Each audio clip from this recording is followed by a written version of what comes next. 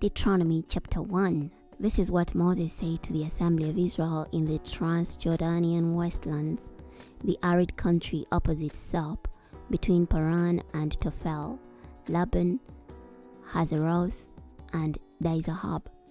Now it is ordinarily an 11-day journey from Horeb to Kadesh Barnea by way of Mount Seir. However, it was not until the first day of the 11th month of the 40th year that Moses addressed the Israelites just as the Lord had instructed him to do. This took place after the defeat of King Sihon of the Amorites, whose capital was Heshbon, and King Og of Bashan, whose capital was the Ashtaroth, specifically in Edrei. So it was the Transjordan in Moab that Moses began to deliver these words. The Lord our God spoke to us at Horeb and said, "You have stayed in the area of this mountain long enough. Get up now, resume your journey, heading for the Amorite hill country, to all its areas, including the arid country, the highlands, the Shephelah, the Negev, the coastal plain, all of Canaan and Lebanon, as far as the great river, that is the Euphrates. Look, I have already given the land to you. Go occupy the territory that I, the Lord, promised to give to your ancestors Abraham, Isaac, and Jacob, and to their descendants. I also say to you at that time, I am no longer able to sustain you by myself. The Lord your God has increased your population to the point that you are now as numerous as the very stars of the sky. Indeed, may the Lord, the God of your ancestors, make you 1,000 times more numerous than you are now, blessing you just as he said he would. But how can I alone bear up under the burden of your hardship and strife? Select wise and practical men, those known among your tribes, whom I may appoint as your leaders. You replied to me that what I have said was good. So I chose as your tribal leaders wise and well-known men, placing them over you as administrators of groups of thousands, hundreds, fifties, and tens, and also as other tribal officials. I furthermore admonish your judges at that time that they should pay attention to issues among your fellow citizens and judge fairly whatever between one citizen and another, or a citizen and a resident foreigner. They must not discriminate in judgment, but hear the lowly and the great alike. Nor should they be intimidated by human beings, for judgment belongs to God. If the matter being adjudicated is too difficult for them, they should bring it before me for a hearing. So I instructed you at that time regarding everything you should do. Then we left Horeb and passed through all that immense, forbidding wilderness that you saw on the way to the Amorite hill country, as the Lord our God had commanded us to do, finally arriving at Kadesh Barnea. Then I said to you, you have come to the Amorite hill country which the Lord our God is about to give us. Look, he has placed the land in front of you. Go up, take possession of it, just as the Lord, the God of your ancestors, said to do. Do not be afraid or discouraged. So all of you approached me and said, let's send some men ahead of us to scout out the land and bring us back word as to how we should attack it and what the cities are like there. I thought this was a good idea, so I sent 12 men from among you, one from each tribe. They left and went up the hill country, coming to Eshcol Valley, which they scouted out. Then they took some of the produce of the land and carried it back down to us. They also brought a report to us, saying, the land that the Lord our God is about to give us is good. You are not willing to go up, however, but instead rebelled against the Lord your God. You complained amongst yourselves privately and said, because the Lord hates us, he brought us from Egypt to deliver us over to the Amorites so they could destroy us. What is going to happen to us? Our brothers have drained away our courage by describing people who are more numerous and taller than we are, and great cities whose defenses appear to be as high as heaven itself. Moreover, they said they saw Anakites there. So I responded to you, do not be terrified of them. The Lord your God is about to go ahead of you. He will fight for you, just as you saw him do in Egypt and in the desert, where you saw him carrying you along like a man carrying his son. This he did everywhere you went until you came to this very place. However, through all this, you did not have confidence in the Lord your God, the one who was constantly going before you to find places for you to set up camp. He appeared by fire at night and cloud by day to show you the way you ought to go. When the Lord heard you, he became angry and made this vow: not a single person of this evil generation will see the good land that I promised to give to your ancestors. The exception is Caleb, son of Jephunneh. He will see it, and I will give him and his descendants the territory on which he has walked, because he has wholeheartedly followed me. As for me, the Lord was also angry with me on your account. He said, you also will not be able to go there. However, Joshua son of Nun, your assistant, will go. Encourage him, because it will enable Israel to inherit the land. Also your infants, who you thought would die on the way, and your children, who as yet do not know good from bad, will go there. I will give them the land, and they will possess it. But as for you, turn back and head for the desert by the way of the Red Sea. Then you responded to me and admitted, we have sinned against the Lord. We will now go up and fight as the Lord our God has told us to do. So you each put on your battle gear and prepare to go up to the hill country. But the Lord told me, tell them this: do not go up and fight, because I will not be with you, and you will be defeated by your enemies. I spoke to you, but you did not listen. Instead, you rebelled against the Lord and recklessly went up to the hill country. The Amorite inhabitants of that area confronted you and chased you like a swarm of bees, striking you down from Seir as far as Homer. Then you came back and wept before the Lord, but he paid no attention to you whatsoever. Therefore, you remained at Kadesh for a long time, indeed, for the full time. Chapter 2. Then we turned and set out toward the desert land on the way to the Red Sea, just as the Lord told me to do, detouring around Mount Seir for a long time. At this point the Lord said to me, you have circled around this mountain long enough. Now turn north. Instruct these people as follows. You are about to cross the border of your relatives, the descendants of Esau, who inhabit Seir.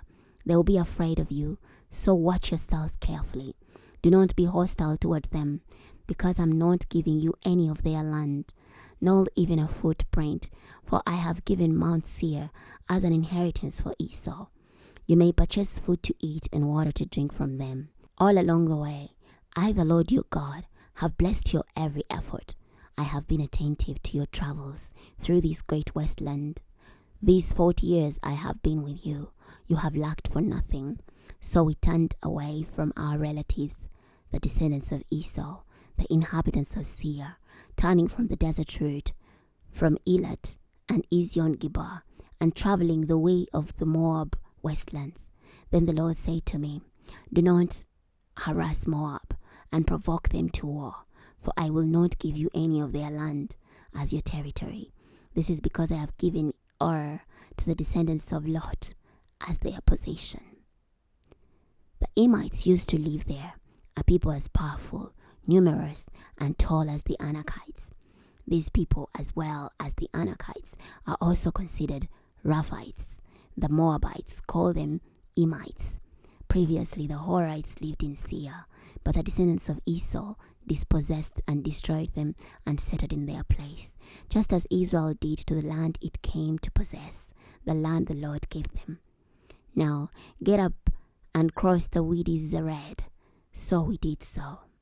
Now the length of time it took for us to go from Kadesh Barnea to the crossing of Weed Zered was 38 years. Time for all the military men of that generation to die, just as the Lord had vowed to them.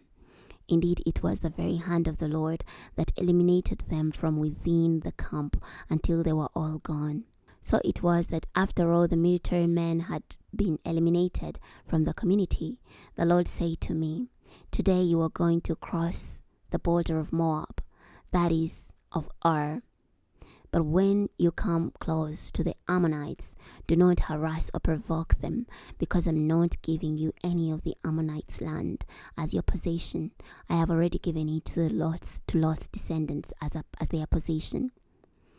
That also is considered to be a land of the Rephites. The Rephites lived there originally. The Ammonites called them Zamzumites. They are people as powerful, numerous, and tall as the Anakites, but the Lord destroyed the Rephites in advance of the Ammonites, so they dispossessed them and settled down in their place. This is exactly what he did for the descendants of Esau, who lived in Seir, when he destroyed the Horites before them, so that they could dispossess them and settle in their area to this very day. As for the Avites, who lived in settlements as far west as Gaza, Caphatorites who came from Crete destroyed them and settled down in their place. Get up, make your way across with Anon. Look, I have already delivered over to you Sihon the Amorite, king of Heshbon, and his land. Go ahead, take it, engage him in war. This very day I will begin to fill all the people of the earth with dread, and to terrify them when they hear about you. They will shiver and shake in anticipation of your approach. Then I sent messengers from the Kedemosh desert to King Sihon of Heshbon with an offer of peace. Let me pass through your land. I will keep strictly to the roadway. I will not turn aside to the right or the left. Sell me food for cash, so that I can eat, and sell me water to drink.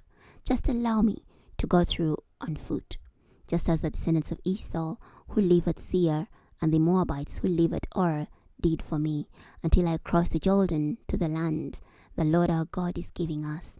But King Sihon of Heshbon was unwilling to allow us to pass near him, because the Lord our God had made him obstinate and stubborn, so that he might deliver him over to you this very day. The Lord said to me, Look, I have already begun to give over Sihon and his land to you. Start right now to take his land as your possession. When Sihon and all his troops emerged to encounter us in battle of Jahaz, the Lord our God delivered them over to us, and we struck him down, along with his sons and everyone else. At that time, we seized all his cities and put every one of them under divine judgment, including even the women and children. We left no survivors. We kept only the livestock and plunder from the cities for ourselves. From Erar, which is at the edge of Wadi Enon, it is the city in the Wadi, all the way to Gilead, there was not a town able to resist us. The Lord our God gave them all to us. However, you did not approach the land of the Ammonites, the Wadi Jabuk, the cities of the hill country, or any place else forbidden by the Lord our God. Deuteronomy chapter 3. Next we set out on the route to Bashan, but King Og of Bashan and his whole army came out to meet us in battle at Edrei. The Lord, however, said to me, Don't be afraid of him, because I have already given him his whole army and his land to you. You will do to him exactly what you did to King Sihon of the Amorites, who lived in Heshbon. So the Lord our God did indeed give over to us King Og of Bashan and his whole army, and we struck them down until not a single survivor was left. We captured all his cities at that time. There was not a town we did not take from them. 60 cities. We captured all his cities at that time. There was not a town we did not take from them. 60 cities, all the region of Argob, the dominion of Og in Bashan. All of these cities were fortified by high walls, gates, and locking bars. In addition, there were a great many open villages. We put all of these under divine judgment, just as we had done to King Sihon of Heshbon. Every occupied city, including women and children. But all the livestock and plunder from the cities we kept for ourselves. So at that time we took the land of the 2 Amorite kings in the Transjordan, from Wadi Enon to Mount Hermon. The Sidonians call Hermon Sirion, and the Amorites call it Senir. all the cities of the plateau, all of Gilead and Bashan, as far as Seleka and Edrei, cities of the kingdom of Og in Bashan. Only King Og of Bashan was left of the remaining Rephites. It's not worth that his sarcophagus was made of iron. Does it not, indeed, still remain in Rabbath of the Ammonites? It is 13.5 feet long and 6 feet wide according to standard measure. This is the land we brought under our control at that time, the territory extending from Eror by the Wadi Arnon and half the Gilead hill country with its cities I gave to the Reubenites and Gadites. The rest of Gilead and all of Bashan, the kingdom of Og, I gave to half the tribe of Manasseh. All the region of Agob, that is, all Bashan, is called the land of Rephaim. Jair, son of Manasseh, took all the Agob region as far as the border with the Geshurites and Maccathites, namely Bashan, and called it by his name, Havoth Jair, which it retains to this very day. I gave Gilead to Machir. To the Reubenites and Gadites, I allocated the territory extending from Gilead as far as Wadi Arnon. The exact middle of the Wadi was a boundary, all the way to the Wadi Jabbok, the Ammonite border. The Arabah and the Jordan River were also a border, from the Sea of Chinnereth to the Sea of Arabah, that is the Salt Sea, beneath the watershed of Pisgah to the east. At the time, I instructed you as follows. The Lord your God has given you this land for your possession. You warriors are to cross over before your fellow Israelites, equipped for battle. But your wives, children, and livestock, of which I know you have many, may remain in the cities I have given you. You must fight until the Lord gives your countrymen victory, as he did you, and they take possession of the land that the Lord your God is giving them on the other side of the Jordan River. Then each of you may return to his own territory that I have given you. I also commanded Joshua at the same time. You have seen everything the Lord your God did to these two kings. He will do the same to all the kingdoms where you are going. Do not be afraid of them, for the Lord your God will personally fight for you. Moreover, at that time, I pleaded with the Lord, O Lord God, you have begun to show me your greatness and strength. What God in heaven or earth can rival your works and mighty deeds? Let me please cross over to see the good land on the other side of the Jordan River, this good hill country and the Lebanon. But the Lord was angry at me because of you and would not listen to me. Instead, he said to me, Enough of that. Do not speak to me anymore about this matter. Go up to the top of Pisgah and take a good look to the west, north, south, and east, for you will not be allowed to cross the Jordan. Commission Joshua and encourage and strengthen him, because he will lead these people over and will enable them to inherit the land you will see. So we settled down in the valley opposite Beth Peor. Chapter 4. Now, Israel, pay attention to the statutes and ordinances I'm about to teach you, so that you may live and go on to enter and take possession of the land that the Lord, the God of your ancestors, is giving you. Do not add a thing to what I command you, nor subtract from it, so that you may keep the commandments of the Lord your God that I'm delivering to you. You have witnessed what the Lord did at Baal Peor, how he eradicated from your midst everyone who followed Baal Peor. But you who remained faithful to the Lord your God are still alive to this very day, every one of you. Look, I have taught you statutes and ordinances, just as the Lord my God told me to do, so that you may carry them out in the land you are about to enter and possess. So be sure to do them, because this will testify of your wise understanding to the people, who will learn of all these statutes and say, Indeed, this great nation is a very wise people. In fact, what other great nation has a God so near to them like the Lord our God, whenever we call on him? And what other great nation has statutes and ordinances, just as this whole law that I'm about to share with you today? Again, however, pay very careful attention, lest you forget the things you have seen and disregard them for the rest of your life. Instead, Teach them to your children and grandchildren. You stood before the Lord your God at Horeb, and he said to me, assemble the people before me, so that I can tell them my commands. Then they will learn to revere me all the days they live in the land, and they will instruct their children. You approached and stood at the foot of the mount, a mount ablaze to the sky above it, and yet dark with a thick cloud. Then the Lord spoke to you from the middle of the fire. You heard speech, but you could not see anything, only a voice was heard. And he revealed to you the covenant he has commanded you to keep, the 10 commandments, writing them on 2 stone tablets. Moreover, at that same time, the Lord commanded me to teach you statutes and ordinances for you to keep in the land which you are about to enter and possess.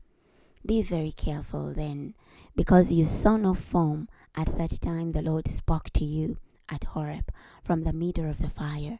I say this so you will not corrupt yourselves by making an image in the form of any kind of figure. This includes the likeness of a human male or female, any kind of land animal, any bird that flies in the sky, anything that crawls on the ground, or any fish in the deep waters of the earth. When you look up to the sky and see the sun, moon, and stars, the whole heavenly creation, you must not be seduced to worship and serve them, for the Lord your God has assigned them to all the people of the world.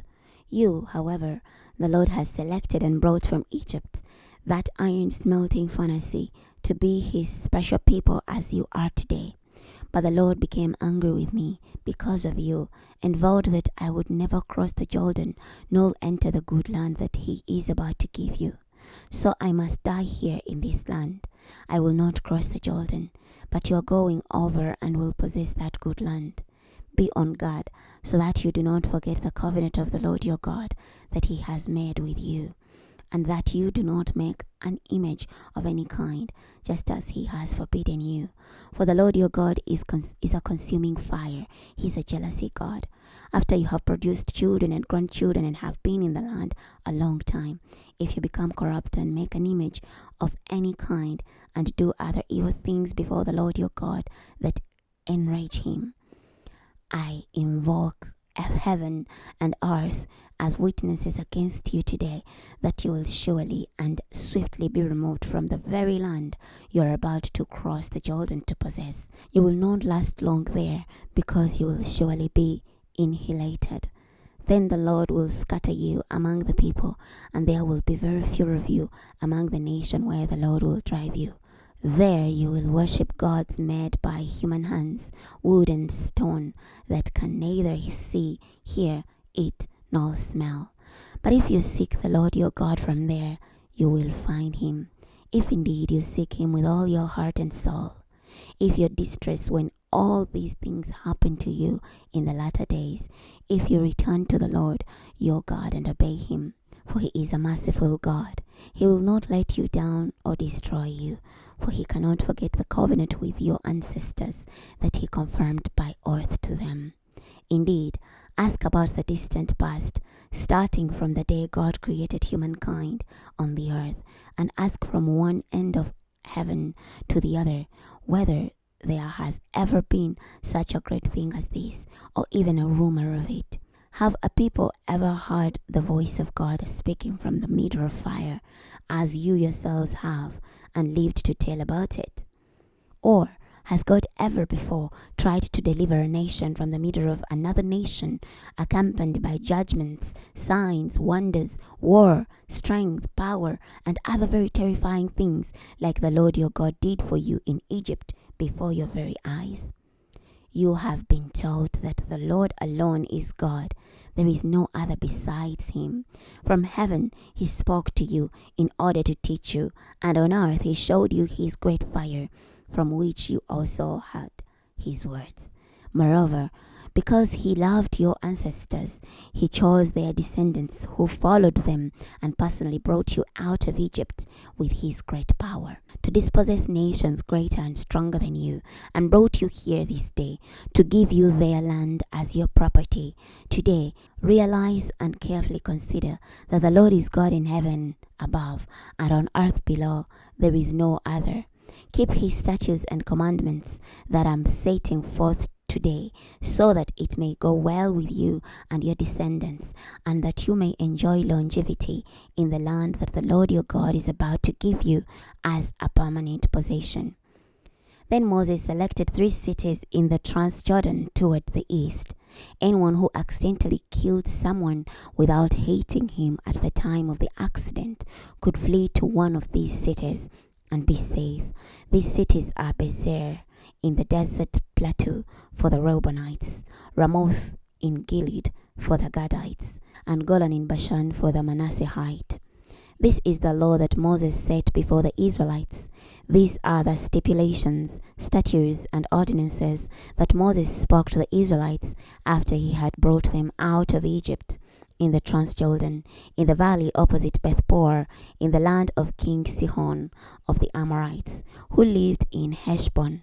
It is he whom Moses and the Israelites attacked after they came out of Egypt.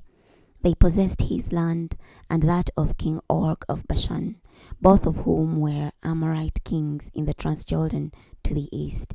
Their territory extended from Aror at the edge of the Arnon Valley as far as Mount Sion, that is, Hammon, including all the Arabah of the Transjordan in the east of the Sea of the Arabah, beneath the watershed of Pisgah. Deuteronomy chapter 5. Then Moses called all the people of Israel together and said to them, Listen, Israel, to the statutes and ordinances that I'm about to deliver to you today. Learn them and be careful to keep them. The Lord our God made a covenant with us at Horeb. He did not make this covenant with our ancestors but with us, we who are here today, all of us living now. The Lord spoke face to face with you at the mountain from the middle of the fire. I was standing between the Lord and you at that time to reveal to you the message of the Lord, because you were afraid of the fire and would not go up the mountain. He said, I am the Lord your God, he who brought you from the land of Egypt, from the place of slavery. You must not have any other gods besides me. You must not make for yourselves an image of anything in heaven above, on earth below, or in the waters beneath. You must not worship or serve them. For I, the Lord your God, am a jealousy God. I punish the sons, grandsons, and great-grandsons for the sin of the fathers who reject me. But I show covenant faithfulness to the thousands who choose me and keep my commandments. You must not make use of the name of the Lord your God for worthless purposes, for the Lord will not exonerate anyone who abuses his name that way. Be careful to observe the Sabbath day, just as the Lord your God hath commanded you. You are to work and do all your tasks in 6 days, but the 7th day is the Sabbath of the Lord your God. On that day you must not do any work, you, your son, your daughter, your male slave, your female slave, your ox, your donkey, any other animal, or the foreigner who lives with you, so that your male and female slaves like yourself may have rest. Recall that you were slaves in the land of Egypt, and that the Lord your God brought you out of there by strength and power. That is why the Lord your God has commanded you to observe the Sabbath day. Honor your father and your mother, just as the Lord your God hath commanded you to do, so that your days may be extended, and that it may go well with you in the land that he is about to give you. You must not murder, you must not commit adultery, you must not steal, you must not offer false testimony against another.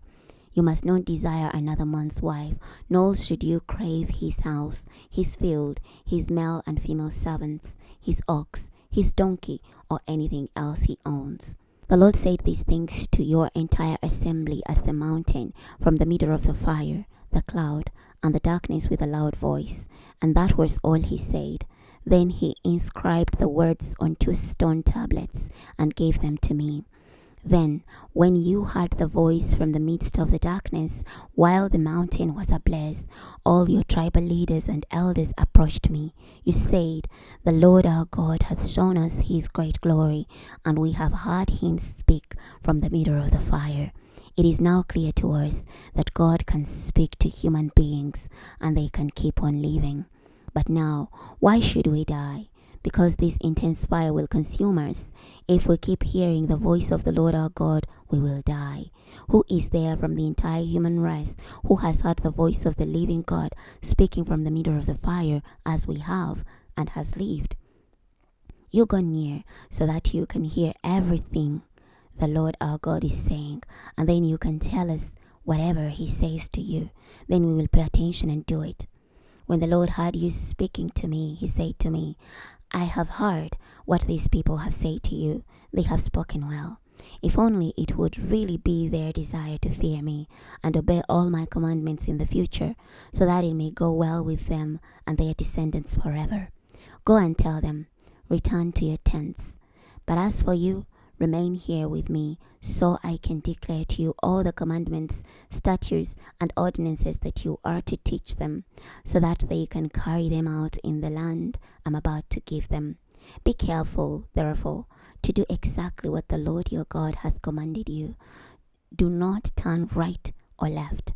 Walk just as he has commanded you, so that you may live, that it may go well with you, and that you may live long in the land you are going to possess."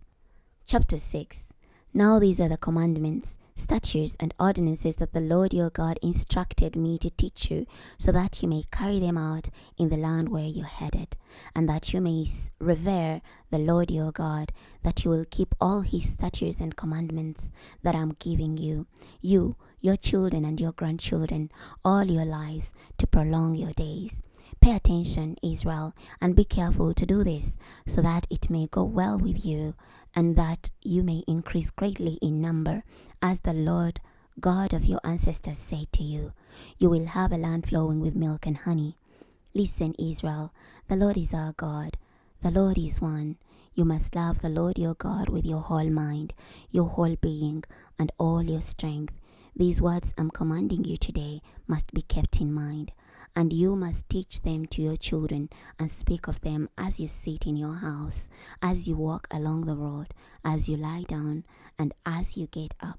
You should tie them as a reminder on your forearm and fasten them as symbols on your forehead. Inscribe them on the door frames of your houses and gates. Then when the Lord your God brings you to the land he promised your ancestors, Abraham, Isaac, and Jacob to give you, a land with large fine cities you did not build, horses filled with choice things you did not accumulate, hewn out cisterns you did not dig, and vineyards and olive groves you did not plant, and you eat your fill. Be careful not to forget the Lord who brought you out of Egypt, that place of slavery. You must revere the Lord your God. Serve him and take oath using only his name. You must not go after other gods, those of the surrounding people. For the Lord your God, who is present among you, is a jealousy God, and his anger will erupt against you and remove you from the land. You must not put the Lord your God to the test, as you did at Massah. Keep his commandments very carefully, as well as the stipulations and statutes he commanded you to observe. Do whatever is proper and good before the Lord, so that it may go well with you, and that you may enter and occupy the good land that he promised your ancestors, and that you may drive out all your enemies, just as the Lord said.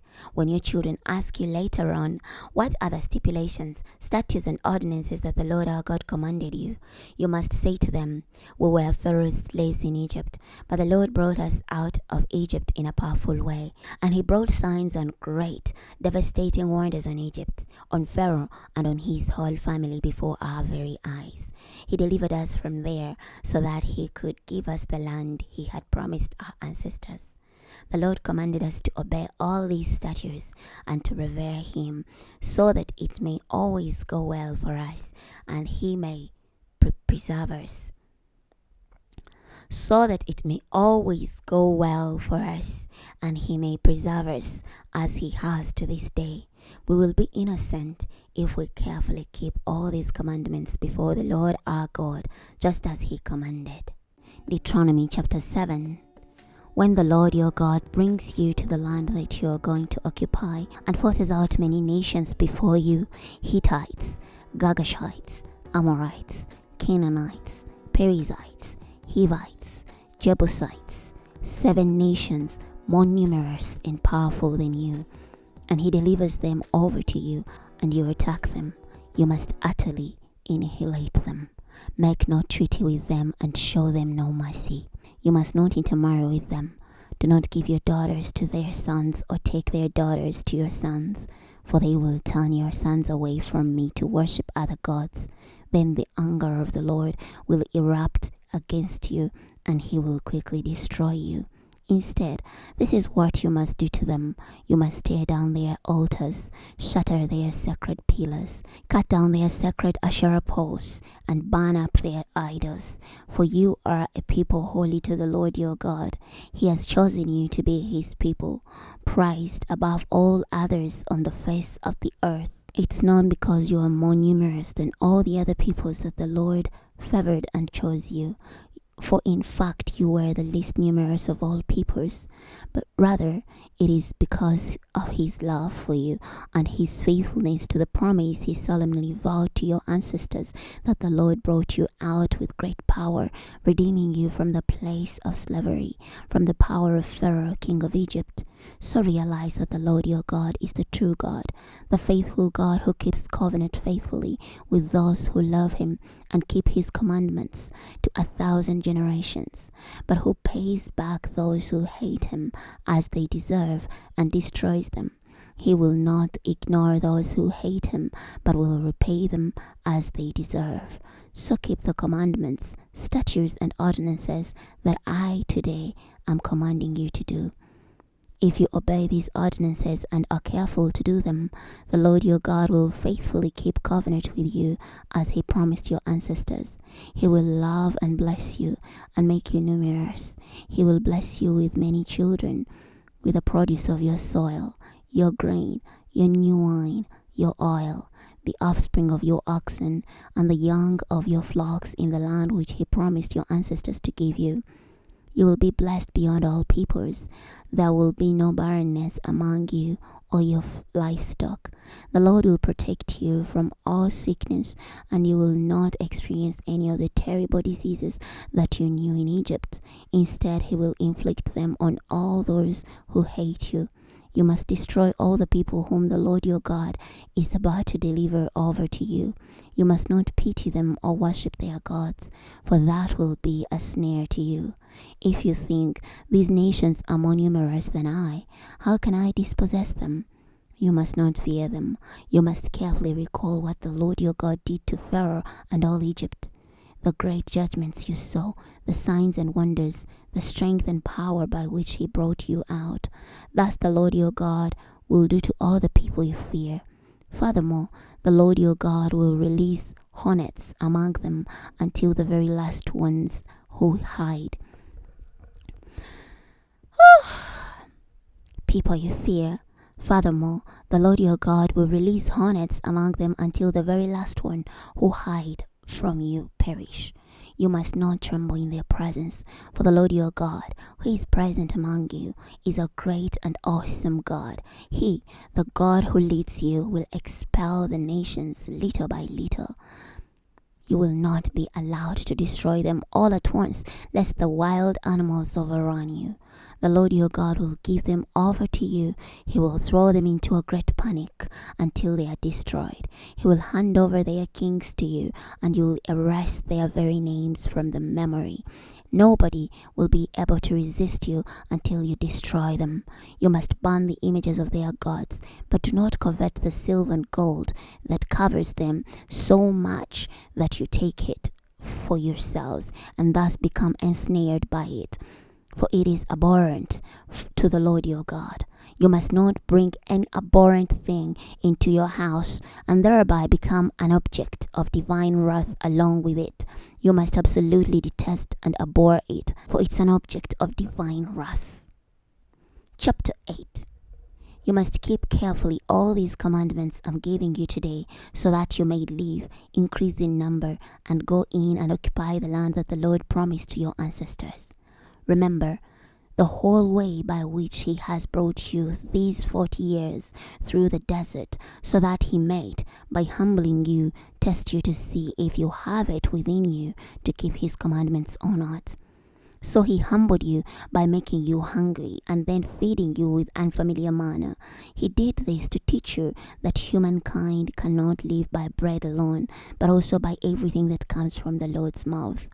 Your clothing did not wear out, nor did your feet swell all these 40 years. Be keenly aware that just as a parent disciplines his child, the Lord your God disciplines you. So you must keep his commandments, live according to his standards, and revere him. For the Lord your God is bringing you to a good land, a land of brooks, springs, and fountains flowing forth in valleys and hills, a land of wheat, barley, vines, fig trees, and pomegranates, of olive trees and honey, a land where you may eat food in plenty and find no lack of anything, a land whose stones are iron and from whose hills you can mine copper. You will eat your fill and then praise the Lord your God because of the good land he has given you. Be sure you do not forget the Lord your God by not keeping his commandments, ordinances, and statutes that I'm giving you today. When you eat your fill, when you build and occupy good houses, when your cattle and flocks increase, when you have plenty of silver and gold, and when you have abundance of everything, be sure you do not feel self-important and forget the Lord your God who brought you from the land of Egypt, the place of slavery, and who brought you through the great fearful desert of venomous serpents and scorpions, an arid place with no water. He made water flow from a flint rock and fed you in the desert with manna, which your ancestors had never before known, so that he might be humbling you, test you, and eventually bring good to you. Be careful not to say, my own ability and skill have gotten me this wealth. You must remember the Lord your God, for he is the one who gives ability to get wealth. If you do this, he will confirm his covenant and that he made by oath to your ancestors, even as he has to this day.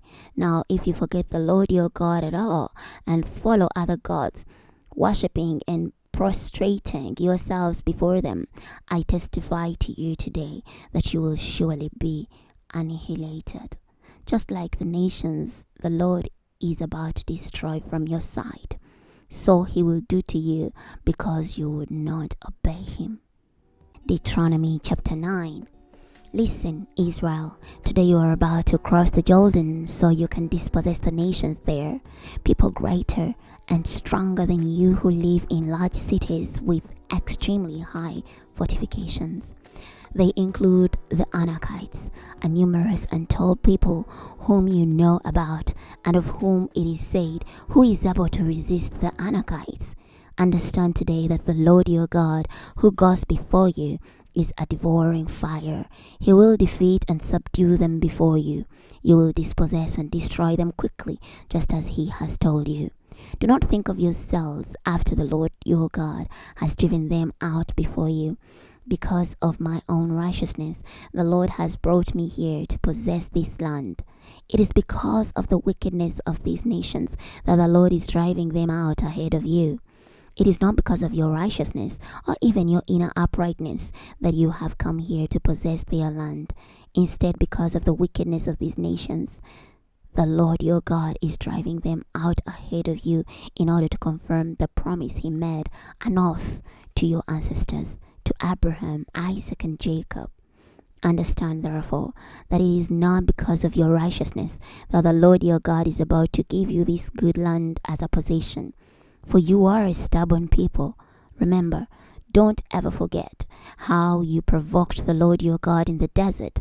From the time you left the land of Egypt until you came to this place, you were constantly rebelling against him. At Horeb, you provoked him, and he was angry enough with you to destroy you. When I went up to the mountain to receive the stone tablets, the tablets of the covenant that the Lord made with you, I remained there 40 days and nights, eating and drinking nothing. The Lord gave me the 2 stone tablets, written by the very finger of God, and on them was everything he said to you at the mountain from the midst of the fire at the time of that assembly. Now at the end of the 40 days and nights, the Lord presented me with the 2 stone tablets, the tablets of the covenant, and he said to me, "Get up, go down at once from here, because your people whom you brought out of Egypt have sinned. They have quickly turned from the way I commanded them and have made for themselves a cursed metal image." Moreover, he said to me, "I have taken note of these people. They are a stubborn lot. Stand aside, and I will destroy them, obliterating their very name from memory, and I will make you into a stronger and more numerous nation than they are." So I turned and went down the mountain while it was blazing with fire. The 2 tablets of the covenant were in my hands. When I looked, you had indeed sinned against the Lord your God, and had cast for yourselves a metal calf. You had quickly turned aside from the way he had commanded you. I grabbed the 2 tablets, threw them down, and shattered them before your very eyes. Then I again fell down before the Lord for 40 days and nights. I ate and drank nothing because of all the sin you had committed, doing such evil before the Lord as to enrage him. For I was terrified at the Lord's intense anger that threatened to destroy you, but he listened to me this time as well. The Lord was also angry enough at Aaron to kill him, but at that time I prayed for him too. As for your sinful thing that you had made, the calf, I took it, melted it down, ground it up until it was as fine as dust, and tossed the dust into the stream that flows down the mountain. Moreover, you continued to provoke the Lord at Taberah, Massah, and Kibroth Hattaavah. And when he sent you from Kadesh Barnea and told you, "Go up and possess the land I have given you," you rebelled against the Lord your God and would neither believe nor obey him. You have been rebelling against him from the very first day I knew you. I lay flat on the ground before the Lord for 40 days and nights, for he had said he would destroy you. I prayed to him, "O Lord God, do not destroy your people, your valued property that you have powerfully redeemed, whom you brought out of Egypt by your strength. Remember your servants, Abraham, Isaac, and Jacob. Ignore the stubbornness, wickedness, and sin of these people. Otherwise, the people of the land from which you brought us will say, 'The Lord was unable to bring them to the land he promised them, and because of his hatred for them, he has brought them out to kill them in the desert.' They are your people, your valued property, whom you brought out with your great strength and power." Chapter 10. At the same time, the Lord said to me, "Carve out for yourself 2 stone tablets like the first ones, and come up the mountain to me. Also, make for yourself a wooden ark. I will write on the tablets the same words that were on the first tablets you broke, and you must put them into the ark." So I made an ark of acacia wood and carved out 2 stone tablets, just like the first ones. Then I went up the mountain with the 2 tablets in my hands. The Lord then wrote on the tablets the same words, the 10 commandments which he had spoken to you at the mountain from the middle of the fire at the time of that assembly, and he gave them to me. Then I turned, went down the mountain, and placed the tablets into the ark I had made.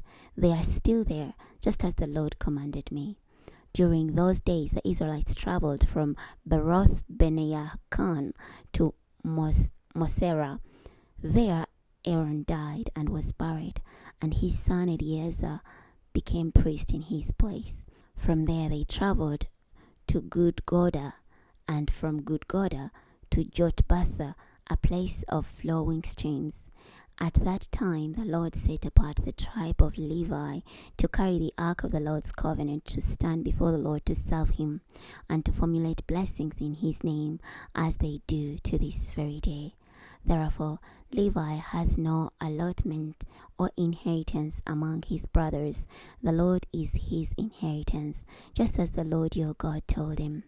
As for me, I stayed at the mountain as I did the first time, 40 days and nights. The Lord listened to me that time as well, and decided not to destroy you. Then he said to me, "Get up, set out leading the people so they may go and possess the land I promised to give to their ancestors. Now, Israel, what does the Lord your God require of you except to revere him, to obey all his commandments, to love him, to serve him with all your mind and being, and to keep the Lord's commandments and statutes that I'm giving you today for your own good? The heavens, indeed the highest heavens, belong to the Lord your God, as does the earth and everything in it.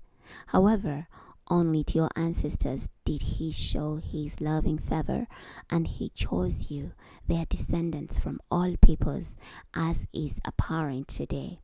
Therefore, cleanse your heart and stop being so stubborn. For the Lord your God is God of gods and Lord of lords, the great, mighty, and awesome God, who is unbiased and takes no bribe, who justly treats the orphan and widow, and who loves resident foreigners, giving them food and clothing. So you must love the resident foreigner, because you are foreigners in the land of Egypt. Revere the Lord your God, serve him, be loyal to him, and take oath only in his name. He is the one you should praise. He is your God, the one who has done these great and awesome things for you that you have seen. When your ancestors went down to Egypt, they numbered only 70, but now the Lord your God has made you as numerous as the stars of the sky. Deuteronomy chapter 11. You must love the Lord your God and do what he requires. Keep his statutes, ordinances, and commandments at all times. Bear in mind today that I'm not speaking to your children who have not personally experienced the judgments of the Lord your God, which revealed his greatness, strength, and power. They did not see the awesome deeds he performed in the midst of Egypt against Pharaoh, king of Egypt, and his whole land, or what he did to the army of Egypt, including their horses and chariots, when he made the waters of the Red Sea overwhelm them while they were pursuing you, and he annihilated them. They did not see what he did to you in the desert before you reached this place, or what he did to Dathan and Abiram, sons of Eliab the Reubonite, when the earth opened its mouth in the middle of the Israelite camp and swallowed them, their families, their tents, and all the property they brought with them. I'm speaking to you because you are the ones who saw all the great deeds of the Lord. Now pay attention to all the commandments I'm giving you today, so that you may be strong enough to enter and possess the land where you are headed, and that you may enjoy long life in the land the Lord promised to give to your ancestors and their descendants, a land flowing with milk and honey. For the land where you are headed is not like the land of Egypt, from which you came, a land where you planted seed and which you irrigated by hand like a vegetable garden. Instead, the land you are crossing the Jordan to occupy is one of hills and valleys, a land that drinks in water from the rains, a land the Lord your God looks after. He's constantly attentive to it from the beginning to the end of the year. Now, if you pay close attention to my commandments that I'm giving you today, and love the Lord your God and serve him with all your mind and being, then he promises, I will send rain for your land in its season, the autumn and the spring rains, so that you may gather in your grain, new wine, and olive oil. I'll provide pasture for your livestock, and you'll eat your fill. Make sure you do not turn away to serve and worship other gods. Then the anger of the Lord will erupt against you, and he will close up the sky so that it does not rain. The land will not yield its produce, and you will soon be removed from the good land that the Lord is about to give you. Fix these words of mine into your mind and being, and tie them as a reminder on your hands, and let them be symbols on your forehead. Teach them to your children and speak of them as you sit in your house, as you walk along the road, as you lie down, as you lie down and as you get up. Inscribe them on the door frames of your houses and on your gates, so that your days and those of your as you lie down and as you get up. Inscribe them on the door frames of your houses and on your gates, so that your days and those of your descendants may be extended in the land which the Lord promised to give to your ancestors, like the days of heaven itself. For if you carefully observe all of these commandments I'm giving you and love the Lord your God, live according to his standards and remain loyal to him, then he will drive out all these nations ahead of you, and you will dispossess nations greater and stronger than you. Every place you set your foot will be yours. Your border will extend from the desert to Lebanon, and from the river, that is the Euphrates, as far as the Mediterranean Sea. Nobody will be able to resist you. The Lord your God will spread the fear and terror of you over the whole land on which you walk, just as he promised you. Take note. I'm setting before you today a blessing and a curse. The blessing if you take to heart the commandments of the Lord your God that I'm giving you today, and the curse if you pay no attention to his commandments and turn from the way I am setting before you today to pursue other gods you have not known. When the Lord your God brings you into the land you are to possess, you must pronounce the blessing on Mount Gerizim and the curse on Mountain Ebal. Are they not across the Jordan River toward the west, in the land of the Canaanites who live in the Arabah opposite Gilgal, near the Oak of Moreh? For you are about to cross the Jordan to possess the land the Lord your God is giving you, and you will possess and inhabit it. Be certain to keep all the statutes and ordinances that I'm presenting to you today. Chapter 12. These are the statutes and ordinances you must be careful to obey as long as you live in the land the Lord, the God of your ancestors, has given you to possess. You must by all means destroy all the places where the nations you are about to dispossess worship their gods, on the high mountains and hills and under every leafy tree. You must tear down their altars, shatter their sacred pillars, burn up their sacred Asherah poles, and cut down the images of their gods. You must eliminate their very memory from that place. You must not worship the Lord your God the way they worship, but you must seek only the place he chooses from all your tribes to establish his name as his place of residence, and you must go there. And there you must take your burnt offerings, your sacrifices, your tithes, the personal offerings you have prepared, your votive offerings, your free will offerings, and the firstborn of your herds and flocks. Both you and your families must feast there before the Lord your God and rejoice in all the output of your labor with which he has blessed you. You must not do like we are doing here today, with everyone doing what seems best to him, for you have not yet come to the final stop and inheritance the Lord your God is giving you. When you do go across the Jordan River and settle in the land he is granting you as an inheritance, and you find relief from all the enemies who surround you, you will live in safety. Then you must come to the place the Lord your God chooses for his name to reside, bringing everything I'm commanding you, your burnt offerings, sacrifices, tithe, the personal offerings you have prepared, and all your choice votive offerings which you devote to him. You shall rejoice in the presence of the Lord your God, along with your sons, daughters, male and female servants, and the Levites in your villages, since they have no allotment or inheritance with you. Make sure you do not offer burnt offerings in any place you wish, for you may do so only in the place the Lord chooses in one of your tribal areas. There you may do everything I'm commanding you.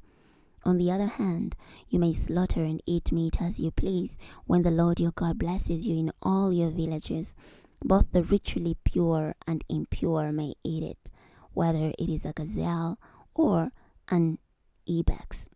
However, you must not eat blood. Pour it out on the ground like water. You will not be allowed to eat in your villages your tithe of grain, new wine, olive oil, the firstborn of your herd and flock, any votive offerings you have vowed, or your free will and personal offerings. Only in the presence of the Lord your God may you eat this.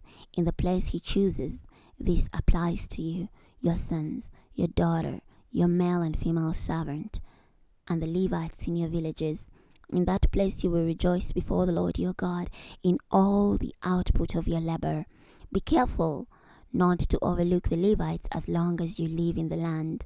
When the Lord your God extends your borders, as he said he would do, and you say, I want to eat meat just as I please, you may do so as you wish.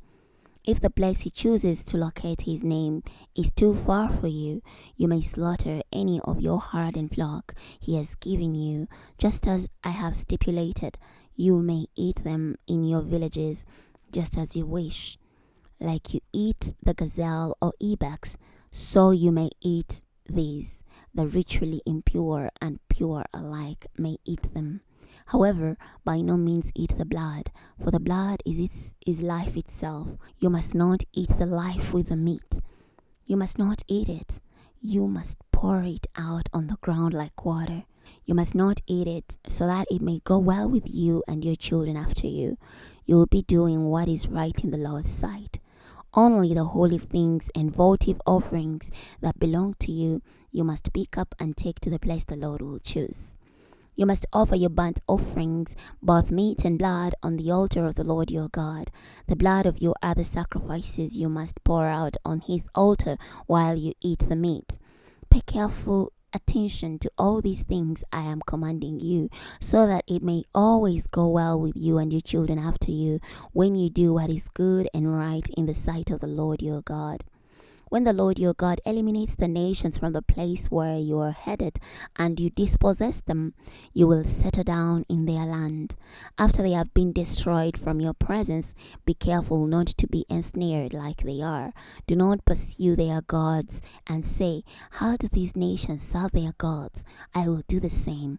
You must not worship the Lord your God the way they do, for everything that is abhorrent to him, everything he hates, they have done when worshiping their gods. They even burn up their sons and daughters before their gods. You must be careful to do everything I'm commanding you. Do not add to it or subtract from it. Deuteronomy chapter 13. Suppose a prophet or one who foretells by dreams should appear among you and show you a sign or wonder. And the sign or wonder should come to pass concerning what he said to you, namely, let us follow other gods, gods whom you have not previously known, and let us serve them. You must not listen to the words of that prophet or dreamer, for the Lord your God will be testing you to see if you love him with all your mind and being. You must follow the Lord your God and revere only him, and you must observe his commandments, obey him, serve him, and remain loyal to him. As for that prophet or dreamer, he must be executed, because he encouraged rebellion against the Lord your God, who brought you from the land of Egypt, redeeming you from that place of slavery, and because he has tried to entice you from the way the Lord your God has commanded you to go. In this way, you must purge out evil from within.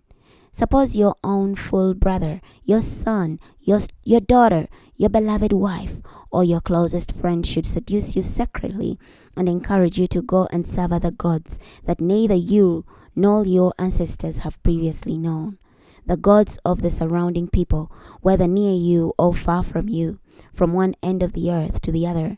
You must not give in to him or even listen to him. Do not feel sympathy for him or spare him or cover up for him. Instead, you must kill him without fail. Your own hand must be the first to strike him, and then the hands of the whole community. You must stone him to death because he tried to entice you away from the Lord your God, who delivered you from the land of Egypt, that place of slavery. Thus all Israel will hear and be afraid. No longer will they continue to do evil like this among you. Suppose you should hear in one of your cities, which the Lord your God is giving you as a place to live, that some evil people have departed from among you to entice the inhabitants of their cities, saying, let's go and serve other gods, whom you have not known before. You must investigate thoroughly and inquire carefully. If it is indeed true that such a disgraceful thing is being done among you, you must by all means slaughter the inhabitants of that city with the sword, inhalating with the sword everyone in it, as well as the livestock. You must gather all of its splendor into the middle of the plaza, and burn the city and all its splendor as a whole burnt offering to the Lord your God. It will be an abandoned ruin forever. It must never be rebuilt again. You must not take for yourselves anything that has been placed under judgment. Then the Lord will relent from his intense anger, show you compassion, have mercy on you, and multiply you as he promised your ancestors. Thus you must obey the Lord your God, keeping all his commandments that I'm giving you today, and doing what is right before him. Chapter 14. You are children of the Lord your God. Do not cut yourselves or shave your forehead bald for the sake of the dead, for you are the people holy to the Lord your God. He has chosen you to be his people, prized above all others on the face of the earth. You must not eat any forbidden thing. These are the animals you may eat: the ox, the sheep, the goat, the ibex, the gazelle, the deer, the wild goat, the antelope, the wild oryx, and the mountain sheep. You may eat any animal that has hooves divided into two parts, and that chews the cud. However, you may not eat the following animals among those that chew the cud, or those that have divided hooves: the camel, the hare, and the rock badger. Although they chew the cud, they do not have divided hooves, and are therefore ritually impure to you. Also the pig is ritually impure to you. Though it has divided hooves, it does not chew the cud. You may not eat their meat or even touch their remains. These you may eat from among water creatures. Anything with fins and scales you may eat. But whatever does not have fins and scales you may not eat. It is ritually impure to you. All ritually clean birds you may eat. These are the ones you may not eat: the eagle, the vulture, the black vulture, the kite, the black kite, the deer after its species, every raven after its species, the ostrich, the owl, the seagull, the falcon after its species, the little owl, the long-eared owl, the white owl, the jackdaw, the carrion vulture, the cormorant, the stork, the heron after its species, the hoopoe, the bat, and any winged thing on the ground are impure to you. They may not be eaten. You may eat any clean bird. You may not eat any corpse, though you may give it to the resident foreigner who is living in your villages, and he may eat it, or you may sell it to a foreigner. You are a people holy to the Lord your God. Do not boil a young goat in its mother's milk. You must be certain to tithe all the produce of your seed that comes from the field year after year. In the presence of the Lord your God, you must eat from the tithe of your grain, your new wine, your olive oil, and the firstborn of your herds and flocks in the place he chooses to locate his name, so that you may learn to revere the Lord your God always. When he blesses you, if the place where he chooses to locate his name is distant, you may convert the tithe into money, secure the money, and travel to the place the Lord your God chooses for himself. Then you may spend the money however you wish, for cattle, sheep, wine, beer, or whatever you desire. You and your household may eat there in the presence of the Lord your God and enjoy it. As for the Levites in your villages, you must not ignore them, for they have no allotment or inheritance along with you. At the end of every 3 years, you must bring all the tithe of your produce in that very year, and you must store it up in your villages.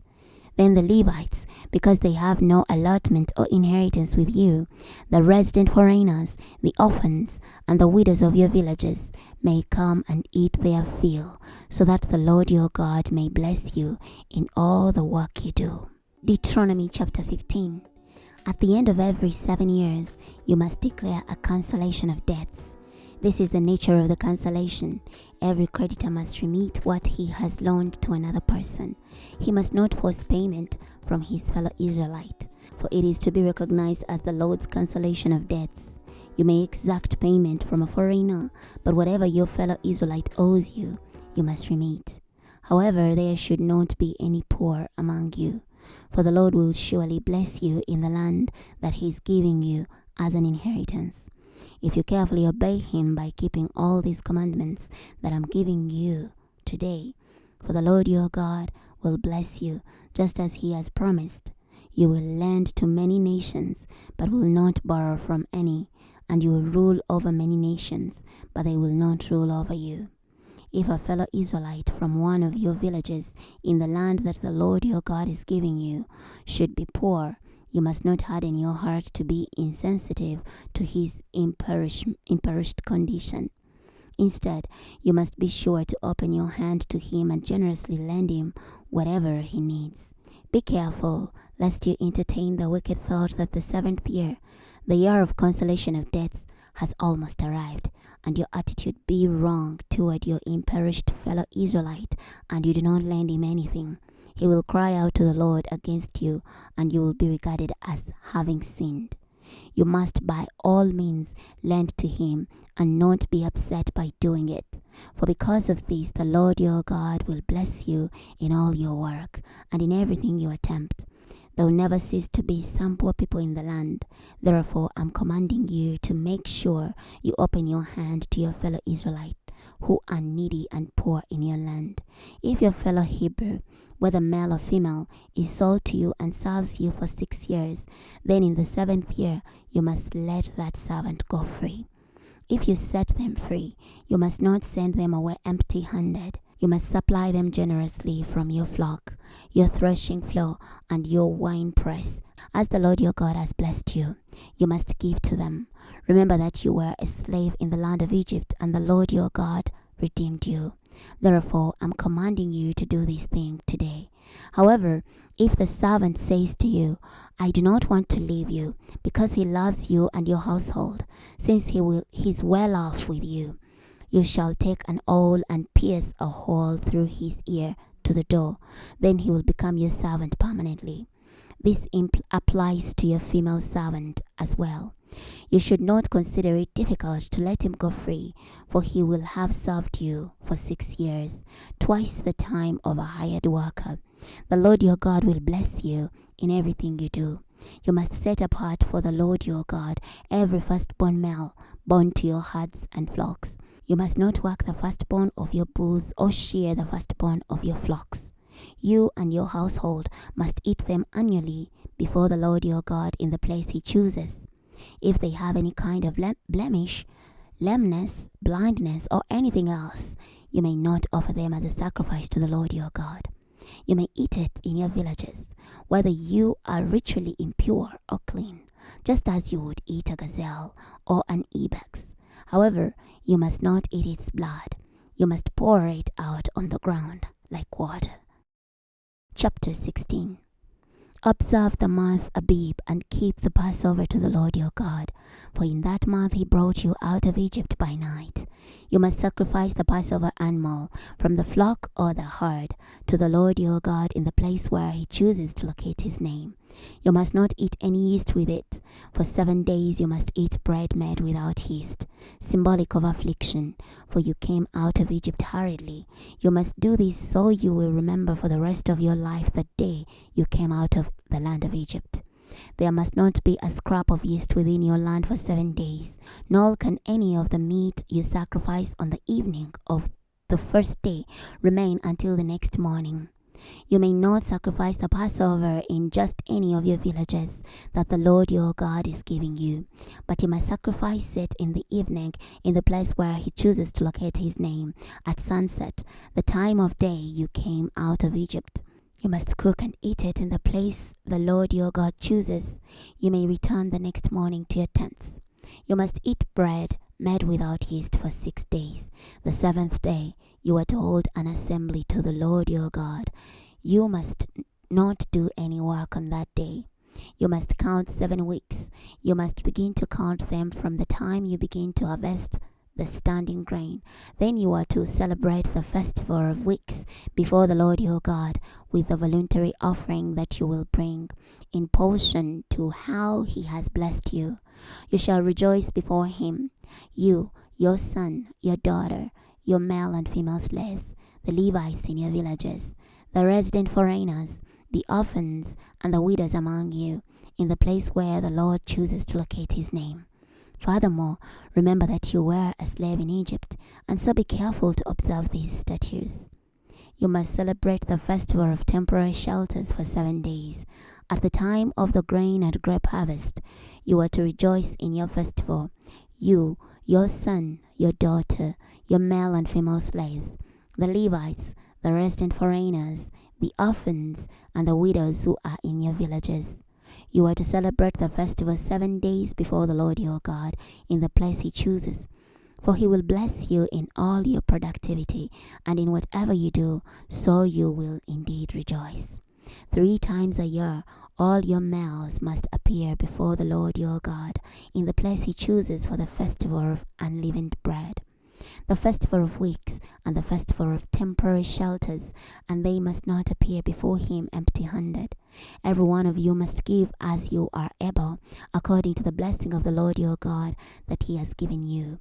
You must appoint judges and civil servants for each tribe in all your villages that the Lord your God is giving you, and they must judge the people fairly. You must not pervert justice or show favor. Do not take a bribe, for bribes blind the eyes of the wise and distort the words of the righteous. You must pursue justice alone, so that you may live and inherit the land the Lord your God is giving you. You must not plant any kind of tree as a sacred Asherah pole near the altar of the Lord your God, which you build for yourself. You must not erect a sacred pillar, a thing the Lord your God detests. Deuteronomy chapter 17. You must not sacrifice to him a bull or sheep that has a blemish or any other defect, because that is considered offensive to the Lord your God. Suppose a man or woman is discovered among you in one of your villages that the Lord your God is giving you, who sins before the Lord your God and breaks his covenant by serving other gods and worshipping them, the sun, moon, or any other heavenly bodies which I have not permitted you to worship. When it is reported to you and you hear about it, you must investigate carefully. If it is indeed true that such a disgraceful thing is being done in Israel, you must bring to your city gates that man or woman who has done this wicked thing, that very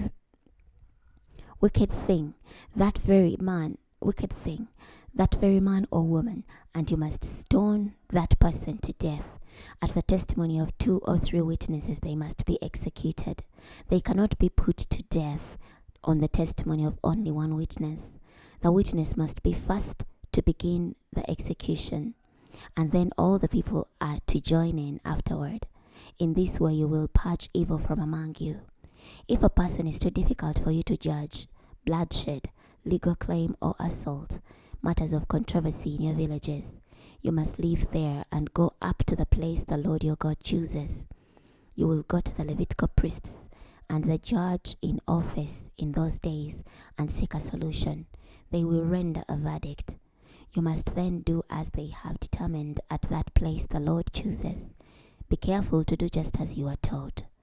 You must do what you are instructed, and the verdict they pronounce to you without fail. Do not deviate right or left from what they tell you. The person who pays no attention to the priest currently serving the Lord your God there, or to the verdict, that person must die, so that you may purge evil from Israel. Then all the people will hear and be afraid, and not be so presumptuous again. When you come to the land the Lord your God is giving you, and take it over and live in it, and then say, I will select a king like all the nations surrounding me. You must select without fail a king whom the Lord your God chooses. From among your fellow citizens you must appoint a king. You may not designate a foreigner who is not one of your fellow Israelites. Moreover, he must not accumulate horses for himself or allow the people to return to Egypt to do so. For the Lord has said, must never again return that way. Furthermore, He must not marry many wives, lest his affections turn aside, and he must not accumulate much silver and gold. When he sits on his royal throne, he must make a copy of his law on a scroll given to him by the Levitical priests. It must be with him constantly, and he must read it as long as he lives, so that he may learn to revere the Lord his God and observe all the words of his law and these statutes and carry them out. Then he will not exalt himself above his fellow citizens or turn from the commandments to the right or left, and he and his descendants will enjoy many years ruling over his kingdom in Israel. Chapter 18. The Levitical priests, indeed, the entire tribe of Levi, will have no allotment or inheritance with Israel. They may eat the burnt offerings of the Lord and of his inheritance. They will have no inheritance in the midst of their fellow Israelites. The Lord alone is their inheritance, just as he had told them. This shall be the priest's fair allotment from the people who offer sacrifices, whether bull or sheep. They must give to the priest the shoulder, the jowls, and the stomach. You must give them the best of your grain, new wine, and olive oil, as well as the best of your wool, when you shear your flocks. For the Lord your God has chosen them and their sons from all your tribes to stand and serve in his name permanently. Suppose a Levite comes by his own free will from one of your villages, from any part of Israel where he is living, to the place the Lord chooses, and serves in the name of the Lord his God, like his fellow Levites who stand there before the Lord. He must eat the same share they do, despite any profits he may gain from the sale of his family's inheritance. When you enter the land the Lord your God is giving you, you must not learn the abhorrent practices of those nations. There must never be found among you any who sacrifices his son or daughter in the fire, anyone who practices divination, an omen reader, a soothsayer, or a sorcerer, one who casts spells, one who conjures up spirits, a practitioner of the occult, or a necromancer. Whoever does these things is abhorrent to the Lord, and because of these detestable things, the Lord your God is about to drive them out from before you. You must be blameless before the Lord your God. Those nations that you are about to dispossess listen to omen readers and diviners, but the Lord your God has not given you permission to do such things. The Lord your God will raise up for you a prophet like me from among you, from your fellow Israelites. You must listen to him.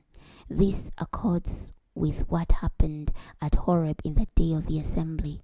You asked the Lord your God, please do not make us hear the voice of the Lord our God anymore, or see this great fire anymore, lest we die. The Lord then said to me, what they have said is good. I will raise up a prophet like you from them, from among their fellow Israelites. I will put my words in his mouth, and he will speak to them whatever I command. I will personally hold responsible anyone who then pays no attention to the words that prophet speaks in my name.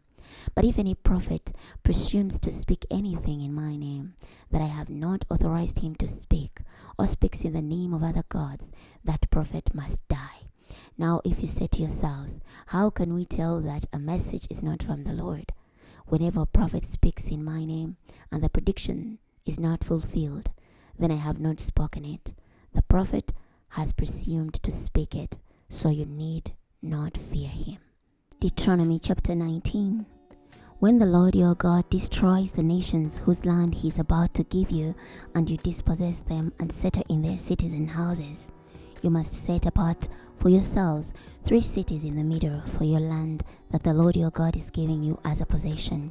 You shall build a roadway and divide into thirds that whole extent of your land that the Lord your God is providing as your inheritance. Anyone who kills another person should flee to the closest of these cities. Now this is the law pertaining to one who flees there in order to live. If he has accidentally killed another without hating him at the time of the accident, suppose he goes with someone else to the forest to cut wood, and when he raises the axe to cut the tree, the axe head flies loose from the handle and strikes his fellow worker so hard that he dies. The person responsible may then flee to one of these cities to save himself. Otherwise, the blood avenger will chase after the killer in the heat of his anger, eventually overtake him and kill him. Though this is not a capital case, since he did not hate him at the time of the accident. Therefore, I'm commanding you to set apart for yourselves 3 cities. If the Lord your God enlarges your borders, as he promised your ancestors, and give you all the land he pledged to them, and then you are careful to observe all these commandments I'm giving you today, namely to love the Lord your God and always walk in his ways, then you must add 3 more cities to these 3. You must not shed innocent blood in your land that the Lord your God is giving you as an inheritance, for that would make you guilty. However, suppose a person hates someone else and stalks him, attacks him, kills him, and then flees to one of these cities. The elders of his own city must send for him and remove him from there to deliver him over to the blood avenger to die. You must not pity him, but purge out the blood of the innocent from Israel, so that it may go well with you. You must not encroach on your neighbor's property, which will have been defined in the inheritance you will obtain in the land the Lord your God is giving you. A single witness may not testify against another person for any trespass or sin that he commits. A matter may be legally established only on the testimony of 2 or 3 witnesses.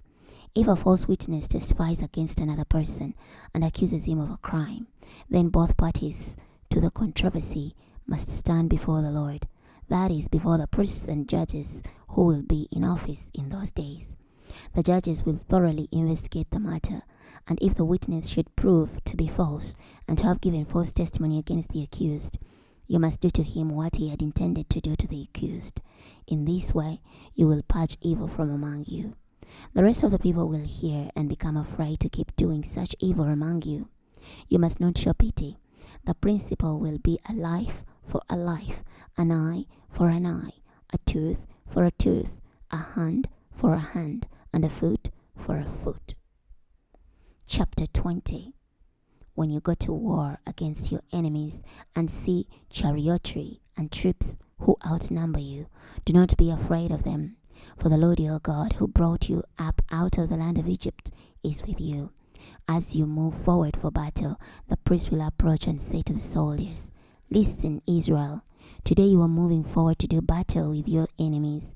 Do not be faint-hearted. Do not fear and tremble or be terrified because of them. For the Lord your God goes with you to fight on your behalf against your enemies to give you victory." Moreover, the officers are to say to the troops, "Who among you has built a new house and not dedicated it? He may go home, lest he die in battle and someone else dedicate it. Or who among you has planted a vineyard and not benefited from it? He may go home, lest he die in battle and someone else benefit from it. Or who among you has become engaged to a woman but has not married her? He may go home, lest he die in battle and someone else marry her." In addition, the officers are to say to the troops, "Who among you is afraid and faint-hearted? He may go home, so that he will not make his fellow soldier's heart as fearful as his own." Then when the officers have finished speaking, they must appoint unit commanders to lead the troops. When you approach a city to wage war against it, offer it terms of peace. If it accepts your terms and submits to you, all the people found in it will become your slaves. If it does not accept terms of peace, but makes war with you, then you are to lay siege to it. The Lord your God will deliver it over to you, and you must kill every single male by the sword. However, the women, little children, cattle, and anything else in the city, all its plunder, you may take for yourselves as spoil. You may take from your enemies the plunder that the Lord your God has given you. This is how you are to deal with all those cities located far from you, those that do not belong to these nearby nations. As for the cities of these people that the Lord your God is going to give you as an inheritance, you must not allow a single living thing to survive. Instead, you must utterly annihilate them, the Hittites, Amorites, Canaanites, Perizzites, Hivites, Jebusites, just as the Lord your God has commanded you. so that they cannot teach you all the abhorrent ways they worship their gods, causing you to sin against the Lord your God. If you besiege a city for a long time while attempting to capture it, you must not chop down its trees, for you may eat fruit from them and should not cut them down. A tree in the field is not human that you should besiege it. However, you may chop down any tree you know is not suitable for food, and you may use it to build siege works against the city, that is, making war with you until that city falls. Deuteronomy chapter 21. If a homicide victim should be found laying in a field in the land the Lord your God is giving you, and no one knows who killed him, your elders and your judges must go out and measure how far it is to the cities in the vicinity of the corpse.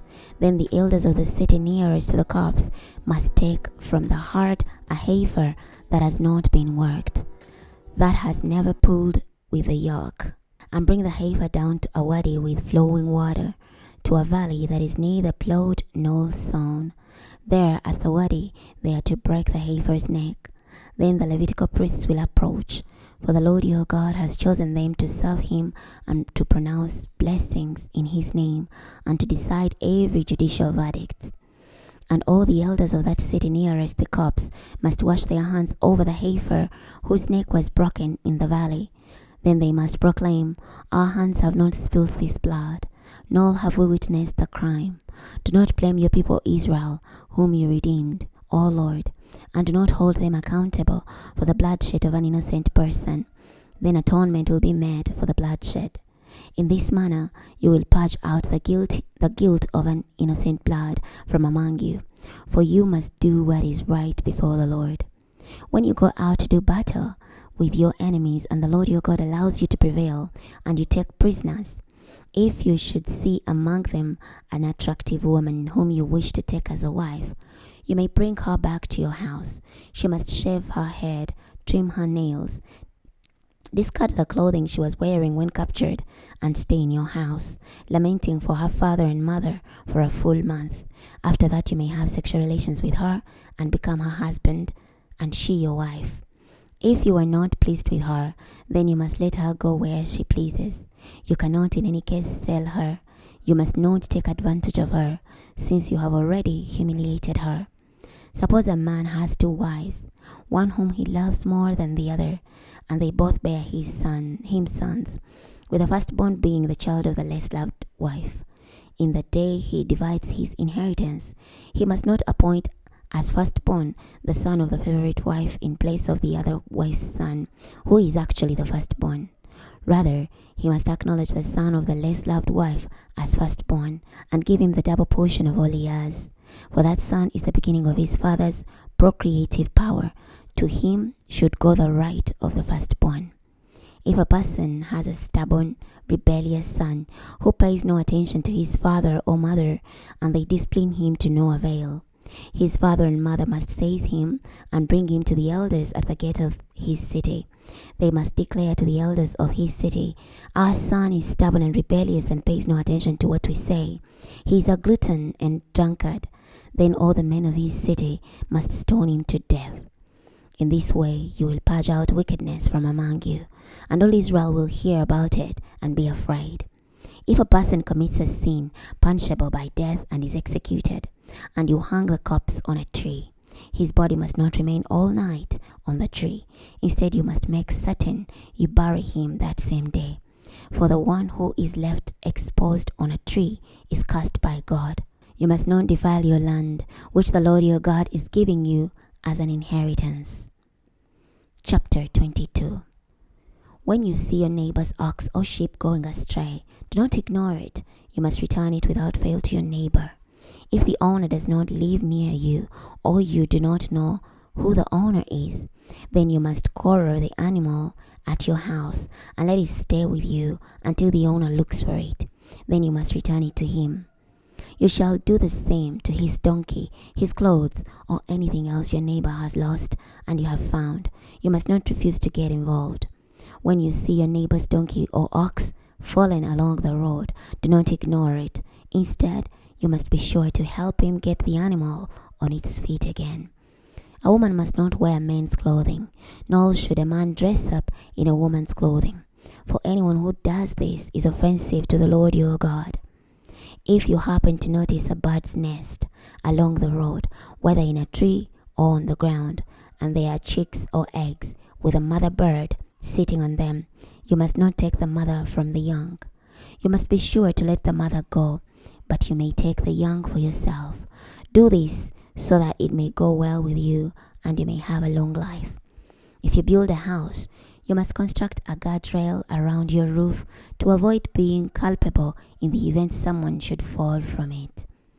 You must not plant your vineyard with two kinds of seed, otherwise the entire yield, both of the seed you plant and the produce of the vineyard, will be defiled. You must not plow with an ox and a donkey harnessed together. You must not wear clothing made with wool and linen mashed together. You shall make yourselves tassels for the four corners of the clothing you wear. Suppose a man marries a woman, has sexual relations with her, and then rejects her, accusing her of impropriety and defaming her reputation by saying, "I married this woman, but when I had sexual relations with her, I discovered she was not a virgin." Then the father and mother of the young woman must produce evidence of virginity for the elders of the city at the gate. The young woman's father must say to the elders, "I gave my daughter to this man, and he has rejected her. Moreover, he has raised accusations of impropriety by saying, 'I discovered your daughter was not a virgin.' But this is the evidence of my daughter's virginity." The cloth must then be spread out before the city's elders. The elders of that city must then seize the man and punish him. They will fine him 100 shekels of silver and give them to the young woman's father, for the man who made the accusation ruined the reputation of an Israelite virgin. She will then become his wife, and he may never divorce her as long as he lives. But if the accusation is true and the young woman was not a virgin, the men of her city must bring the young woman to the door of her father's house and stone her to death, for she had done a disgraceful thing in Israel by behaving like a prostitute while living in her father's house. In this way, you will purge evil from among you. If a man is caught having sexual relations with a married woman, both the man who had relations with the woman and the woman herself must die. In this way, you will purge evil from Israel. If a virgin is engaged to a man, and another man meets her in the city and has sexual relations with her, you must bring the two of them to the gate of that city and stone them to death. The young woman because she did not cry out though in the city, and the man because he violated his neighbor's fiancée. In this way you will purge evil from among you. But if the man came across the engaged woman in the field and overpowered her and raped her, then only the rapist must die. You must not do anything to the young woman. She has done nothing deserving of death. This case is the same as when someone attacks another person and murders him. For the man met her in the field, and the engaged woman cried out, but there was no one to rescue her. Suppose a man comes across a virgin who is not engaged and overpowers and rapes her, and they are discovered. The man who has raped her must pay her father 50 shekels of silver, and she must become his wife because he has violated her. He may never divorce her as long as he lives. A man may not marry his father's former wife, and in this way dishonor his father. Deuteronomy chapter 23. A man with crushed or severed genitals may not enter the assembly of the Lord. A person of illegitimate birth may not enter the assembly of the Lord. To the 10th generation, no one related to him may do so. An Ammonite or Moabite may not enter the assembly of the Lord. To the 10th generation, none of their descendants shall ever do so, for they did not meet you with food and water on the way as you came from Egypt. And furthermore, they hired Balaam son of Beor of Pethor in Aram Neharaim to curse you. But the Lord your God refused to listen to Balaam and changed the curse to a blessing. For the Lord your God loves you. You must not seek peace and prosperity for them through all the ages to come. You must not hate an Edomite, for he is your relative. You must not hate an Egyptian, for you lived as a foreigner in his land. Children of the 3rd generation born to them may enter the assembly of the Lord. When you go out as an army against your enemies, guard yourselves against anything impure. If there is someone among you who is impure because of some nocturnal emission, he must leave the camp. He may not re-enter it immediately. When evening arrives, he must wash himself with water, and then at sunset he may re-enter the camp. You are to have a place outside the camp to serve as a latrine. You must have a spade among your other equipment, and when you relieve yourself outside, you must dig a hole with a spade and then turn and cover your excrement. For the Lord your God walks about in the middle of your camp to deliver you and defeat your enemies for you. Therefore your camp should be holy, so that he does not see anything indecent among you and turn away from you. You must not return an escaped slave to his master when he has run away to you. Indeed, he may live among you in any place he chooses, in whichever of your villages he prefers. You must not oppress him. There must never be a sacred prostitute among the young women of Israel, nor a sacred male prostitute among the young men of Israel. You must never bring the pay of a female prostitute or the wage of a male prostitute into the temple of the Lord your God in fulfillment of any vow. For both of these are abhorrent to the Lord your God. You must not charge interest on a loan to your fellow Israelite, whether on money or food, or anything else that he has been loaned with interest. You may lend with interest to a foreigner, but do not to your fellow Israelite. If you keep this commandment, the Lord your God will bless you in all you undertake in the land you are about to enter to possess.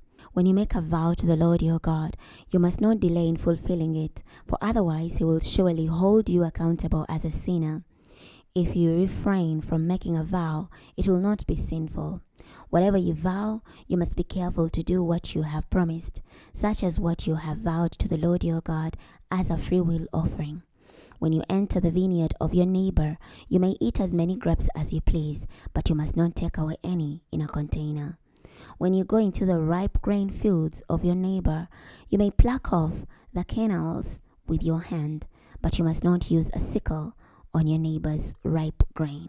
Chapter 24. If a man marries a woman and she does not please him because he has found something offensive in her, then he may draw up a divorce document, give it to her, and evict her from his house. When she has left him, she may go and become someone else's wife.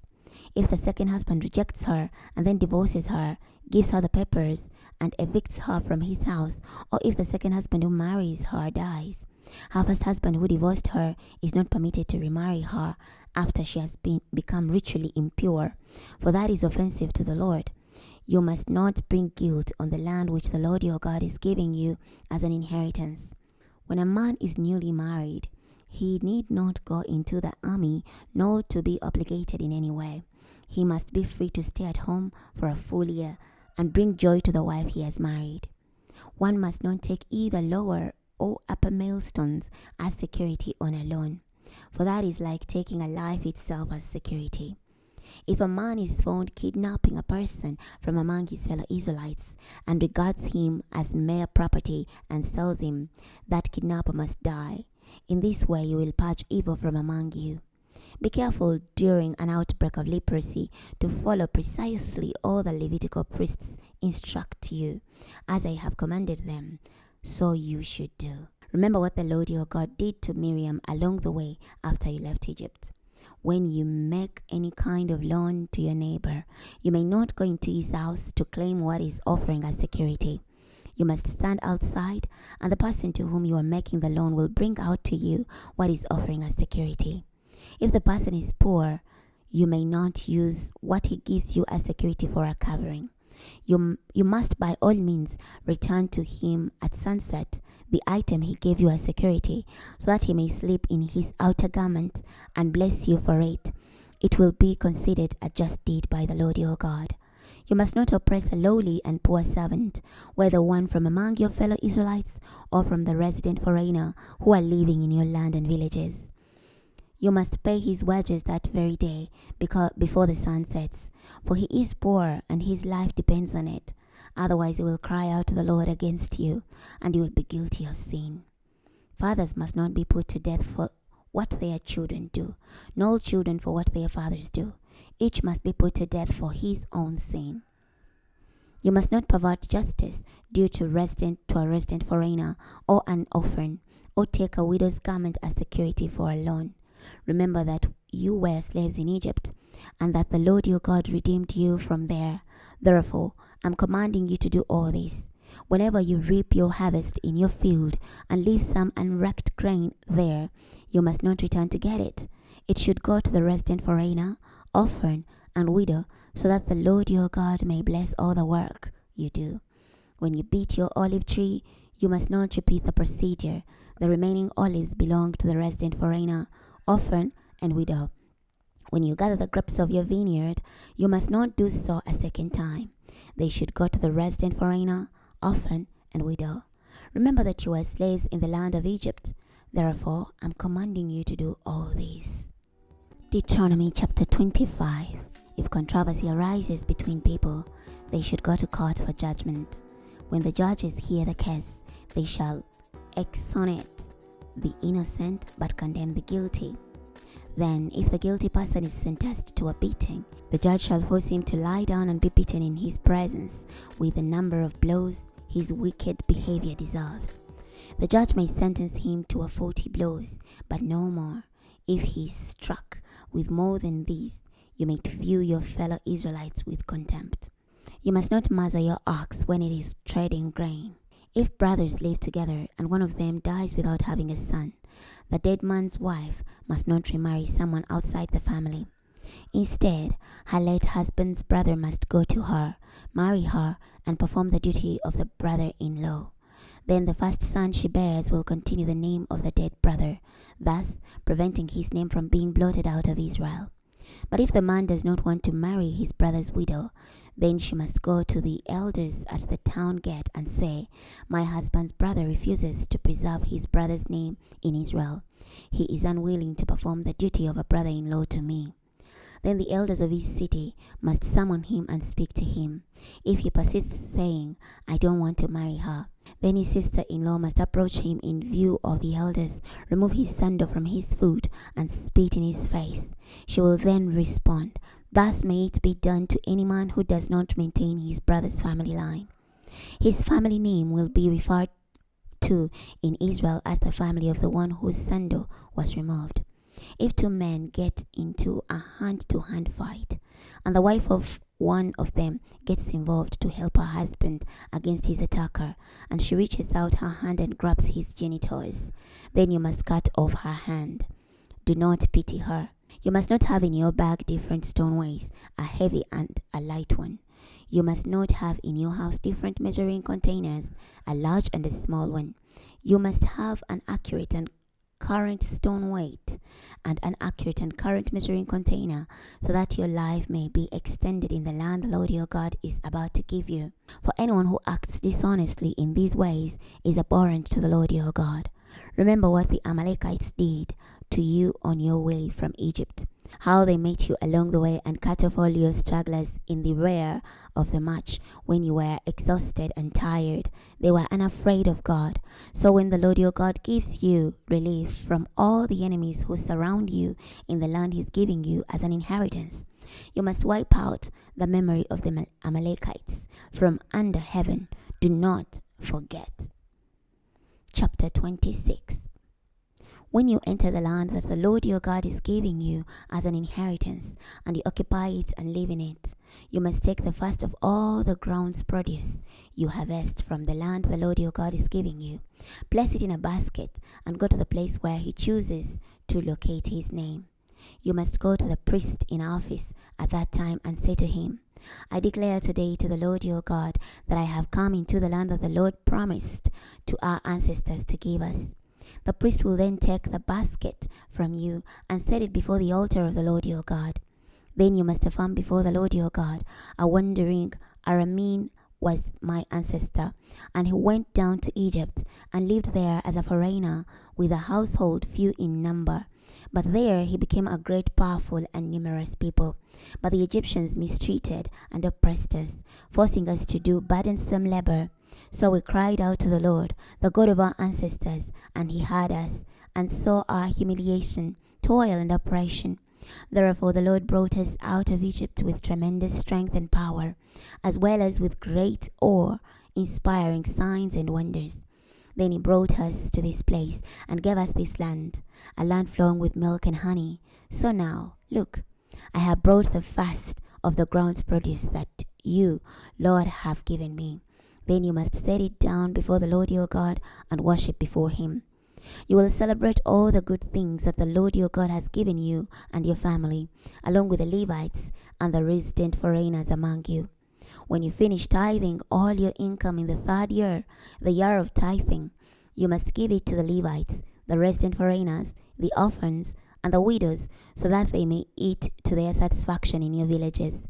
Then you shall say before the Lord your God, I have removed the sacred offering from my house and given it to the Levites, the resident foreigners, the orphans, and the widows, just as you have commanded me. I have not violated or forgotten your commandments. I have not eaten anything when I was in mourning, or removed any of it while ceremonially unclean, or offered any of it to the dead. I have obeyed you and have done everything you have commanded me. Look down from your holy dwelling place in heaven and bless your people Israel and the land you have given us, just as you promised our ancestors, a land flowing with milk and honey. Today, the Lord your God is commanding you to keep these statutes and ordinances, something you must do with all your heart and soul. Today you have declared the Lord to be your God, and that you will walk in his ways, keep his statutes, commandments, and ordinances, and obey him. And today the Lord has declared you to be his special people, as he already promised you, so you may keep all his commandments. Then he will elevate you above all the nations he has made, and you will receive praise, fame, and honor. You will be a people holy to the Lord your God, as he has said. Deuteronomy chapter 27. Then Moses and the elders of Israel commanded the people, pay attention to all the commandments I'm giving you today. When you cross the Jordan River to the land the Lord your God is giving you, you must erect great stones and cover them with plaster. Then you must inscribe on them all the words of this law when you cross over, so that you may enter the land the Lord your God is giving you, a land flowing with milk and honey, just as the Lord, the God of your ancestors, said to you. So when you cross the Jordan, you must erect on Mount Ebal these stones about which I'm commanding you today, and you must cover them with plaster. Then you must build an altar there to the Lord your God, an altar of stones. Do not use an iron tool on them. You must build the altar of the Lord your God with the whole stones, and offer burnt offerings on it to the Lord your God. As you must offer fellowship offerings and eat them there, rejoice before the Lord your God. You must inscribe on the stones all the words of this law, making them clear. Then Moses and the Levitical priests spoke to all Israel, be quiet and pay attention, Israel. Today you have become the people of the Lord your God. You must obey him and keep his commandments and statutes that I'm giving you today. Moreover, Moses commanded the people that day, the following tribes must stand to bless the people on Mount Gerizim when you cross the Jordan: Simeon, Levi, Judah, Issachar, Joseph, and Benjamin. And these other tribes must stand for the curse on Mount Ebal: Reuben, Gad, Asher, Zebulun, Dan, Naphtali. The Levites will call out to every Israelite with a loud voice. Cursed is the one who makes a carved or metal image, something abhorrent to the Lord, the work of the craftsman, and set it up in a secret place. Then all the people will say, Amen. Cursed is the one who disrespects his father and mother. Then all the people will say, Amen. Cursed is the one who moves his neighbor's boundary marker. Then all the people will say, Amen. Cursed is the one who misleads a blind person on the road. Then all the people will say, Amen. Cursed is the one who perverts justice for the resident foreigner, the orphan, and the widow. Then all the people will say, Amen. Cursed is the one who has sexual relations with his father's former wife, for he dishonors his father. Then all the people will say, Amen. Cursed is the one who commits bestiality. Then all the people will say, Amen. Cursed is the one who has sexual relations with his sister, the daughter of either his father or mother. Then all the people will say, Amen. Cursed is the one who has sexual relations with his mother-in-law, Then all the people will say, Amen. Cursed is the one who kills his neighbor in private. Then all the people will say, Amen. Cursed is the one who takes a bribe to kill an innocent person. Then all the people will say, Amen. Cursed is the one who refuses to keep the words of this law. Then all the people will say, Amen. Chapter 28. If you indeed obey the Lord your God and are careful to observe all his commandments I'm giving you today, the Lord your God will elevate you above all the nations of the earth. All these blessings will come to you in abundance if you obey the Lord your God. You will be blessed in the city and blessed in the field. Your children will be blessed, as well as the produce of your soil, the offspring of your livestock, the calves of your herds, and the lambs of your flocks. Your basket and your mixing bowl will be blessed. You will be blessed when you come in and blessed when you go out. The Lord will cause your enemies who attack you to be struck down before you. They will attack you from one direction, but flee from you in 7 different directions. The Lord will decree blessing for you with respect to your barns and in everything you do. Yes, he will bless you in the land he's giving you. The Lord will designate you as his holy people, just as he promised you. If you keep his commandments and obey him, then all the people of the earth will see that you belong to the Lord, and they will respect you.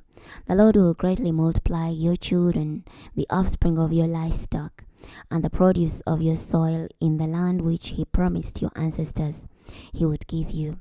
The Lord will open for you his good treasure house, the heavens, to give you rain for the land in its season, and to bless all you do.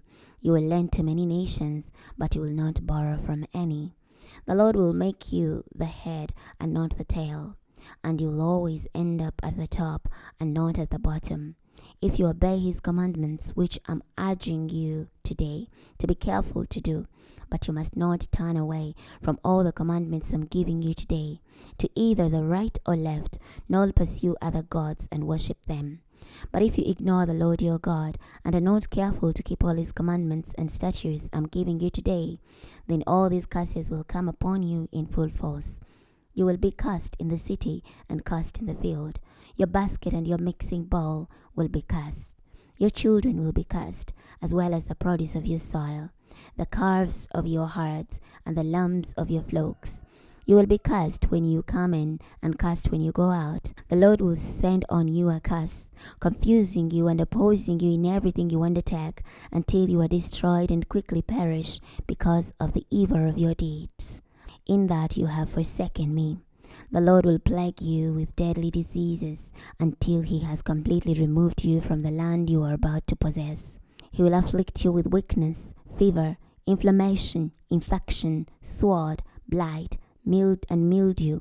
These will attack you until you perish. The sky above your heads will be bronze, and the earth beneath you iron. The Lord will make the rain of your land powder and dust. It will come down on you from the sky until you are destroyed. The Lord will allow you to be struck down before your enemies. You will attack them from one direction, but flee from them in 7 directions, and will become an object of terror to all the kingdoms of the earth. Your carcasses will be food for every bird of the sky and wild animal of the earth, and there will be no one to chase them off. The Lord will afflict you with the boils of Egypt, and with tumors, eczema, and scabies, all of which cannot be healed. The Lord will also subject you to madness, blindness, and confusion of mind. You will feel your way along at noon, like the blind person does in darkness, and you will not succeed in anything you do. You will be constantly oppressed and continually robbed, with no one to save you. You will be engaged to a woman, and another man will rape her. You will build a house, but not live in it. You will plant a vineyard, but not even begin to use it. Your ox will be slaughtered before your very eyes, but you will not eat of it. Your donkey will be stolen from you as you watch, and will not be returned to you. Your flock of sheep will be given to your enemies, and there will be no one to save you. Your sons and daughters will be given to another people, while you look on in vain all day, and you'll be powerless to do anything about it. As for the produce of your land and all your labor, a people you do not know will consume it, and you'll be nothing, but oppressed and crushed for the rest of your lives. You will go insane from seeing all this. The Lord will afflict you in your knees and on your legs with painful, incurable boils, from the soles of your feet to the top of your head. The Lord will force you and your king, whom you will appoint over you, to go away to a people whom you and your ancestors have not known, and you will serve other gods of wood and stone there. You will become an occasion of horror, a proverb, and an object of ridicule to all the people to whom the Lord will drive you. You will take much seed to the field, but gather little harvest, because locusts will consume it. You will plant vineyards and cultivate them, but you will not drink wine or gather in grapes, because worms will eat them. You will have olive trees throughout your territory, but you will not anoint yourself with olive oil, because the olives will drop off the trees while still unripe. You will bear sons and daughters, but not keep them, because they will be taken into captivity. Wailing locusts will take over every tree and all the produce of your soil. The foreigners who reside among you will become higher and higher over you, and you will become lower and lower. They will lend to you, but you will not lend to them. They will become the head, and you will become the tail. All these curses will fall on you, pursuing and overtaking you until you are destroyed, because you would not obey the Lord your God by keeping his commandments and statutes that he has given you. These curses will be a perpetual sign and wonder with reference to you and your descendants, because you have not served the Lord your God joyfully and wholeheartedly with the abundancy of everything you have. Instead, in hunger, thirst, nakedness, and poverty, you will serve your enemies whom the Lord will send against you. They will place an iron yoke on your neck until they have destroyed you.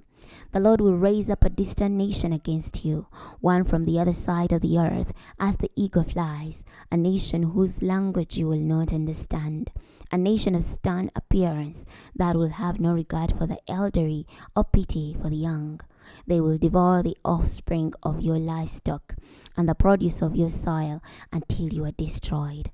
They will not leave you with any grain, new wine, olive oil, calves of your herds, or lambs of your flocks, until they have destroyed you.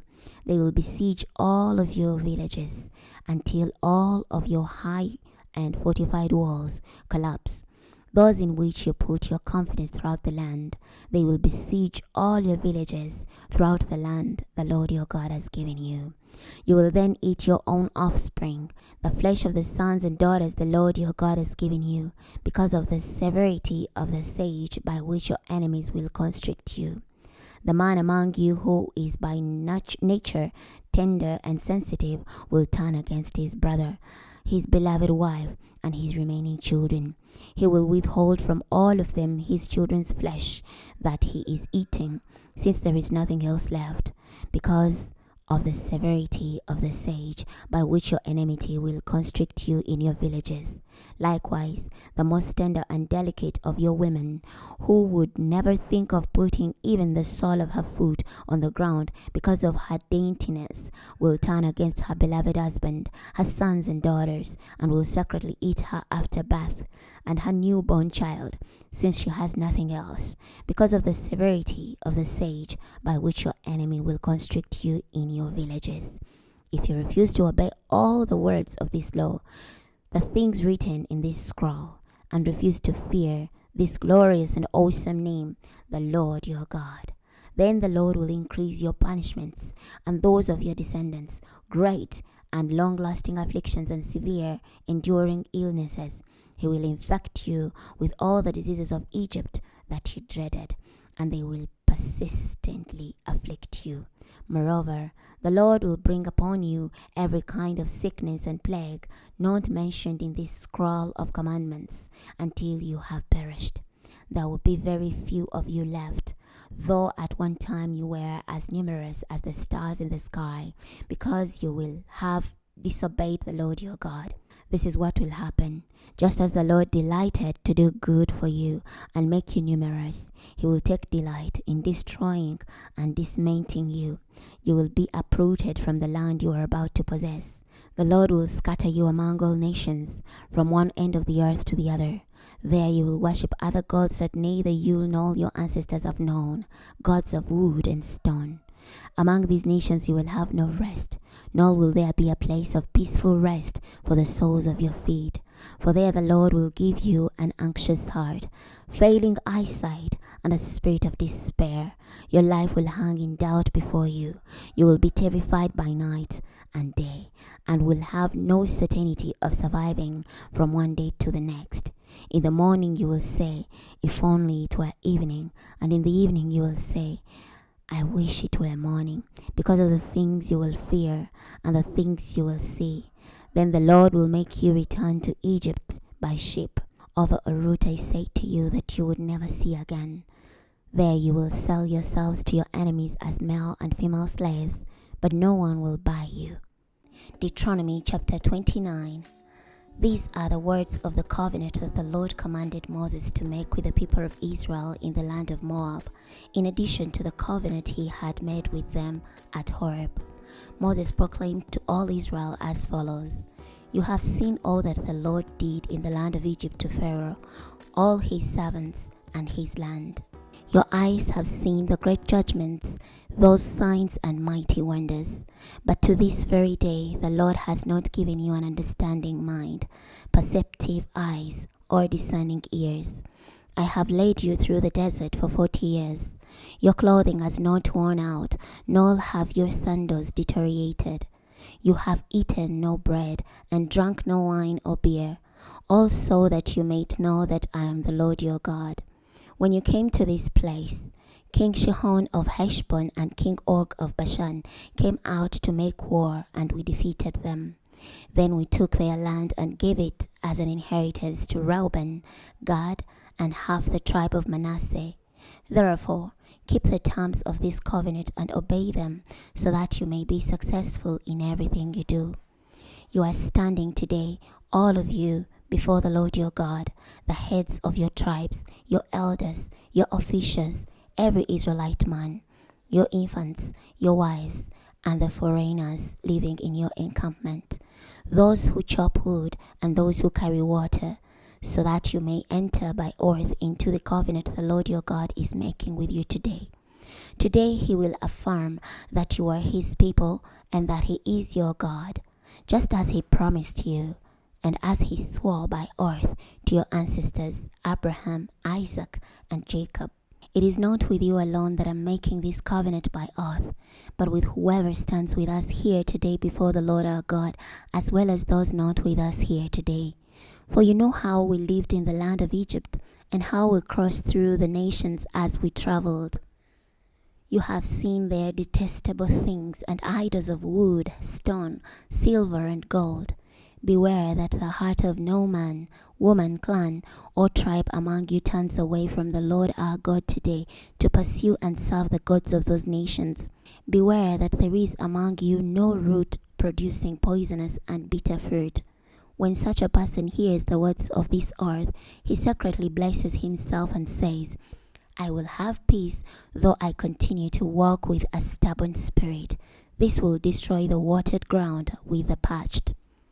The Lord will be unwilling to forgive him, and his intense anger will rage against that man. All the curses written in this scroll will fall upon him, and the Lord will obliterate his name from memory.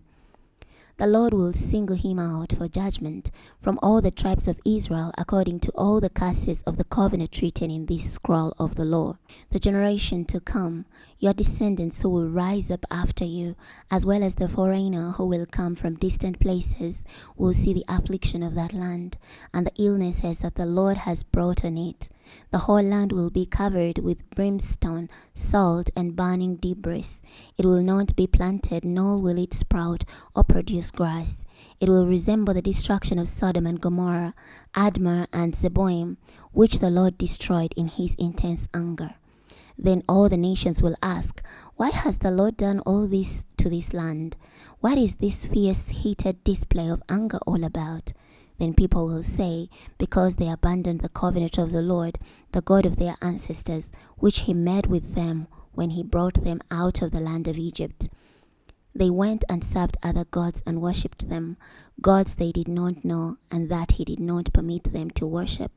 That is why the Lord's anger erupted against this land, bringing on it all the curses written in this scroll. So the Lord has uprooted them from their land in anger, wrath, and great rage, and has deported them to another land, as is clear today. Sacred things belong to the Lord our God, but those that are revealed belong to us and our descendants forever, so that we may obey all the words of this law. Chapter 30. When you have experienced all these things, both the blessing and the curses I have set before you, you will reflect upon them in all the nations where the Lord your God has banished you. Then if you and your descendants turn to the Lord your God and obey him with your whole mind, and being just as I am commanding you today, the Lord your God will reverse your captivity and have pity on you. He will turn and gather you from all the peoples among whom he has scattered you. Even if your exiles are in the most distant land, from there the Lord your God will gather you and bring you back. Then he will bring you to the land your ancestors possessed, and you also will possess it. He will do better for you and multiply you more than he did your ancestors. The Lord your God will also cleanse your heart and the hearts of your descendants, so that you may love him with all your mind and being, and so that you may live. Then the Lord your God will put all these curses on your enemies, on those who hate you and persecute you. You will return and obey the Lord, keeping all his commandments I'm giving you today. The Lord your God will make the labor of your hands abundantly successful and multiply your children, the offspring of your cattle, and the produce of your soil. For the Lord your God will once more rejoice over you to make you prosperous, just as he rejoiced over your ancestors. If you obey the Lord your God and keep his commandments and statutes that are written in this scroll of the law. But you must turn to him with your whole mind and being. This commandment I'm giving you today is not too difficult for you, nor is it too remote. It is not in heaven, as though one must say, who will go up to heaven to get it for us and proclaim it to us, so we may obey it. And it is not across the sea, as though one must say, who will cross over to the other side of the sea and get it for us and proclaim it to us, so we may obey it. For the thing is very near you. It is in your mouth and in your mind, so that you can do it. Look, I have set before you today life and prosperity on the one hand, and death and disaster on the other. What I am commanding you today is to love the Lord your God, to walk in his ways, and to obey his commandments, his statutes, and his ordinances. Then you will live and become numerous, and the Lord your God will bless you in the land which you are about to possess. However, if you turn aside and do not obey, but are lured away to worship and serve other gods, I declare to you this very day that you will certainly perish. You will not extend your time in the land you are crossing the Jordan to possess.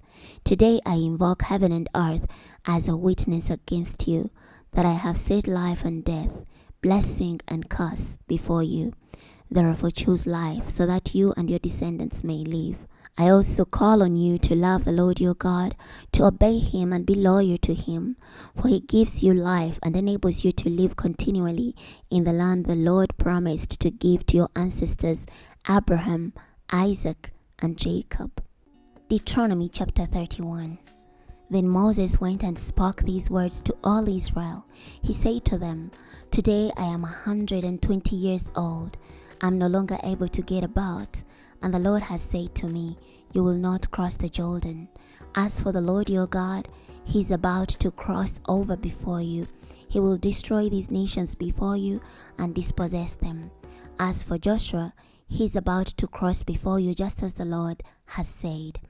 The Lord will do to them just what he did to Sihon and Og, the Amorite kings, and to their land which he destroyed. The Lord will deliver them over to you, and you will do to them according to the whole commandment I have given you. Be strong and courageous. Do not fear or tremble before them, for the Lord your God is the one who is going with you. He will not fail you or abandon you. Then Moses called out to Joshua in the presence of all Israel, Be strong and courageous, for you will accompany these people to the land that the Lord promised to give their ancestors, and you will enable them to inherit it. The Lord is indeed going before you. He will be with you. He will not fail you or abandon you. Do not be afraid or discouraged. Then Moses wrote down this law and gave it to the Levitical priests who carry the ark of the Lord's covenant, and to all Israel's elders. He commanded them, at the end of 7 years, at the appointed time of the cancellation of debts, at the feast of temporary shelters, when all Israel comes to appear before the Lord your God in the place he chooses, you must read this law before them within their hearing. Gather the people, men, women, and children, as well as the resident foreigners in your villages, so they may hear and thus learn about and fear the Lord your God, and carefully obey all the words of this law. Then their children, who have not known this law, will also hear about and learn to fear the Lord your God for as long as you live in the land you are crossing the Jordan to possess. Then the Lord said to Moses, the day of your death is near. Summon Joshua and present yourselves in the tent of meeting, so that I can commission him. So Moses and Joshua presented themselves in the tent of meeting. The Lord appeared in the tent in a pillar of cloud that stood above the door of the tent. Then the Lord said to Moses, you are about to die, and then these people will begin to prostitute themselves with the foreign gods of the land into which they are going. They will reject me and break my covenant that I have made with them. At that time, my anger will erupt against them, and I will abandon them and hide my face from them until they are devoured. Many disasters and distresses will overcome them, so that they will say at that time, have not these disasters overcome us because our God is not among us? But I will certainly hide myself at that time because of all the wickedness they will have done by turning to other gods. Now write down for yourselves the following song and teach it to the Israelites. Put it in their very mouth, so that this song may serve as my witness against the Israelites.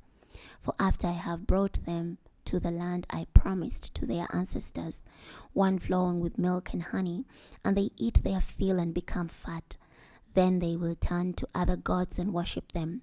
They will reject me and break my covenant. Then when many disasters and distresses overcome them, this song will testify against them, for their descendants will not forget it. I know the intentions they have in mind today, even before I bring them to the land I have promised. So on that day Moses wrote down this song and taught it to the Israelites. And the Lord commissioned Joshua son of Nun, be strong and courageous, for you will take the Israelites to the land I have promised them, and I will be with you. When Moses finished writing on a scroll the words of this law in their entirety, he commanded the Levites, who carried the ark of the Lord's covenant, take this scroll of the law and place it beside the ark of the covenant of the Lord your God. It will remain there as a witness against you, for I know about your rebellion and stubbornness. Indeed, even while I have been living among you to this very day, you have rebelled against the Lord. You will be even more rebellious after my death. Gather to me all your tribal elders and officials, so I can speak to them directly about these things and call the heavens and the earth to witness against them. For I know that after I die, you will totally corrupt yourselves and turn away from the path I have commanded you to walk. Disaster will confront you in the days to come, because you will act wickedly before the Lord, inciting him to anger because of your actions. Then Moses recited the words of this song from start to finish in the hearing of the whole assembly of Israel. Chapter 32. Listen, O heavens, and I will speak. Hear, O earth, the words of my mouth. My teaching will drop like the rain. My sayings will drip like the dew, as rain drops upon the grass and showers upon new growth. For I will proclaim the name of the Lord. You must acknowledge the greatness of our God. As for the rock, his work is perfect, for all his ways are just. He is a reliable God who is never unjust. He is fair and upright. His people have been unfaithful to him. They have not acted like his children. This is their sin. They are perverse and deceitful generation. Is this how you repay the Lord, you foolish and wise people? Is he not your Father, your Creator? He has made you and established you. Remember the ancient days. Bear in mind the years of past generations. Ask your fathers, and he will inform you, your elders, and they will tell you. When the Most High gave the nations their inheritance, when he divided up humankind, he set the boundaries of the peoples according to the number of the heavenly assembly. For the Lord's allotment is his people, Jacob is his special possession. The Lord found him in a desolate land, in an empty wasteland where animals howl. He continually guarded him and taught him. He continually protected him like the pupil of his eye. Like an eagle that stirs up its nest, that hovers over its young, so the Lord spread out his wings and took him. He lifted him up on his pinions. The Lord alone was guiding him. No foreign god was with him. He enabled him to travel over the high terrain of the land, and he ate of the produce of the fields. He provided honey for him from the cliffs, and olive oil from the hardest of rocks, butter from the herd, and milk from the flock, along with the fat of lambs, rams, and goats of Bashan, along with the best of the kernels of wheat, and from the juice of grapes you drank wine. But Jeshurun became fat and kicked. You got fat, thick, and stuffed. Then he deserted the God who made him, and treated the rock who saved him with contempt. They made him jealousy with other gods. They enraged him with abhorrent idols. They sacrificed to demons, not God, to gods they had not known, to new gods who had recently come along, gods your ancestors had not known about. You have forgotten the rock who fathered you, and put out of mind the God who gave you birth.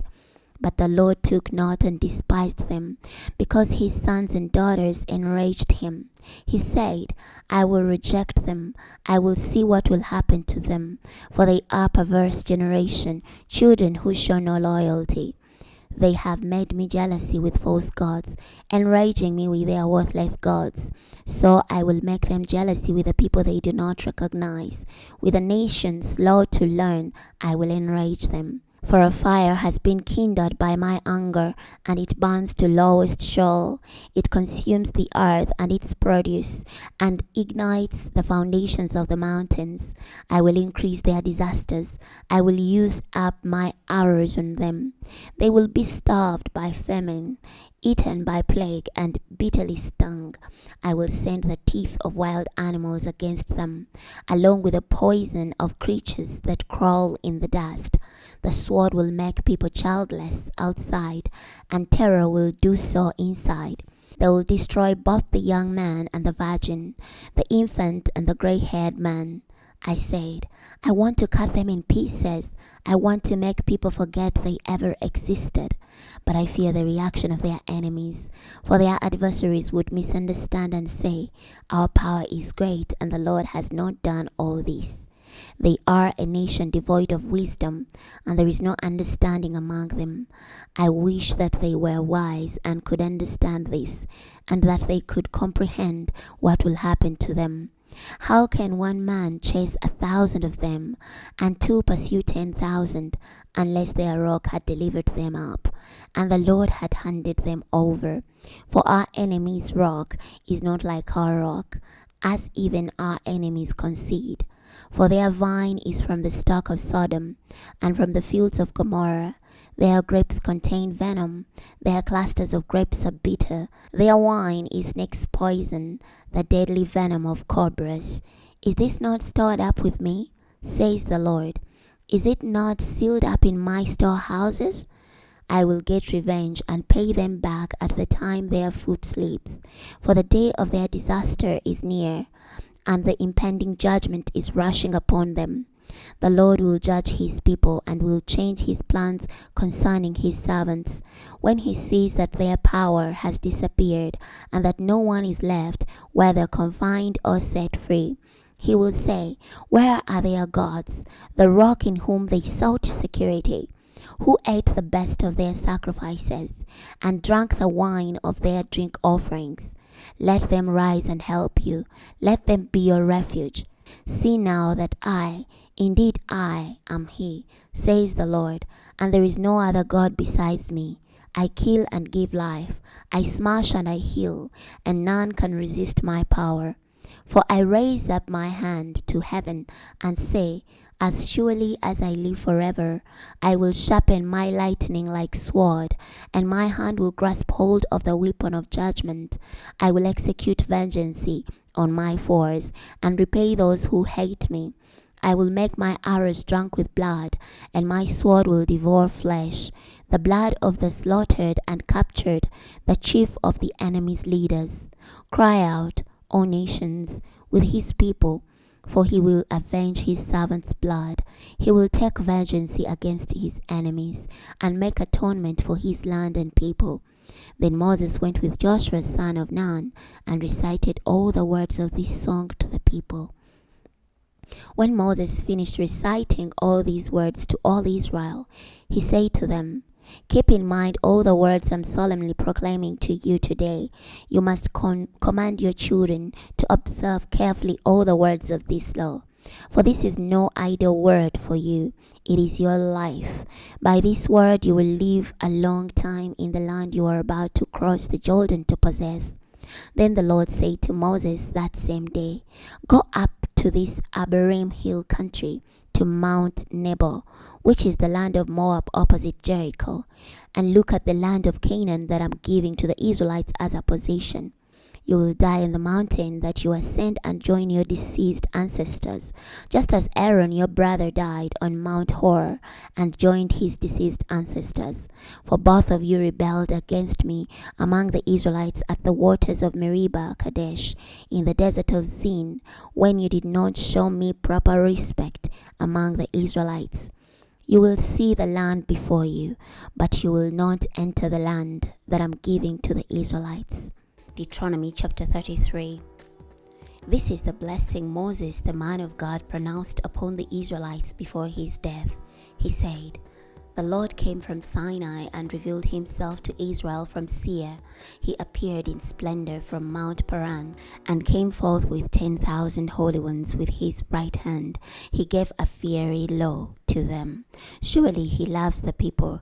All your holy ones are in your power, and they sit at your feet, each receiving your words. Moses delivered to us a law, an inheritance for the assembly of Jacob. The Lord was king over Jeshurun when the leaders of the people assembled the tribes of Israel together. May Reuben live and not die, and may his people multiply. And this is the blessing to Judah." He said, "Listen, O Lord, to Judah's voice, and bring him to his people. May his power be great, and may you help him against his foes."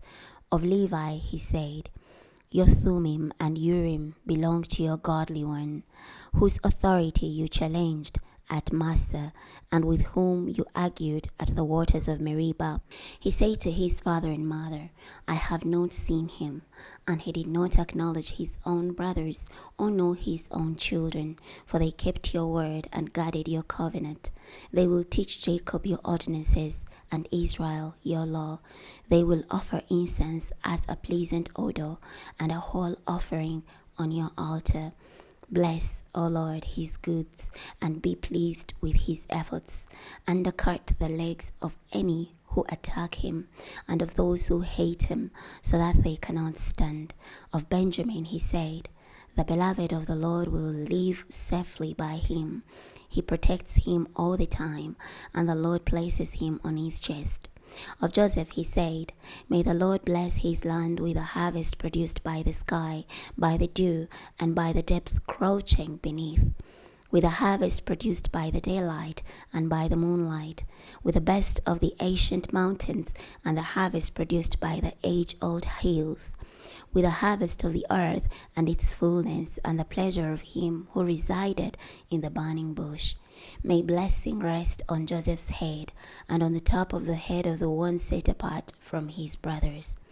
May the firstborn of his bull bring him honor, and may his horns be those of a wild ox. With them may he gull all peoples, all the far reaches of the earth.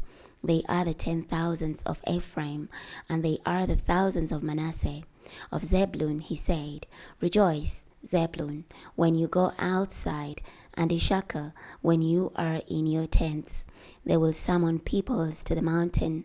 There they will sacrifice proper sacrifices, for they will enjoy the abundancy of the seas and the hidden treasures of the shores. Of God he said, Blessed be the one who enlarges God. Like a lioness he will dwell. He will tear at an arm, indeed a scalp. He has selected the best part for himself, for the portion of the ruler is set aside there. He came with the leaders of the people. He obeyed the righteous laws of the Lord and his ordinances with Israel. Of Dan he said, Dan is a lion's cub. He will leap forth from Bashan. Of Naphtali he said, O Naphtali, overflowing with favor and full of the Lord's blessing, possess the west and south. Of Asher he said, Asher is blessed with children. May he be favored by his brothers, and may he dip his foot in olive oil. The bars of your gates will be made of iron and bronze, and may you have lifelong strength. There is no one like God, O Jeshurun, who rides through the sky to help you, on the clouds in majesty. The everlasting God is a refuge, and underneath you are his eternal arms. He has driven out enemies before you, and has said, Destroy. Israel lives in safety. The foundation of Jacob is quite secure. In a land of grain and new wine, indeed, its heavens rain down dew. You have joy, Israel. Who is like you? You are a people delivered by the Lord, your protective shield and your exalted sword. May your enemies cringe before you. May you trample on their backs. Chapter 34. Then Moses ascended from the deserts of Moab to Mount Nebo, to the summit of Pisgah, which is opposite Jericho. The Lord showed him the whole land, Gilead to Dan, and all of Naphtali, the land of Ephraim and Manasseh, all the land of Judah as far as the distant sea, the Negev and the plain of the valley of Jericho, the city of the date palm trees as far as Zoar.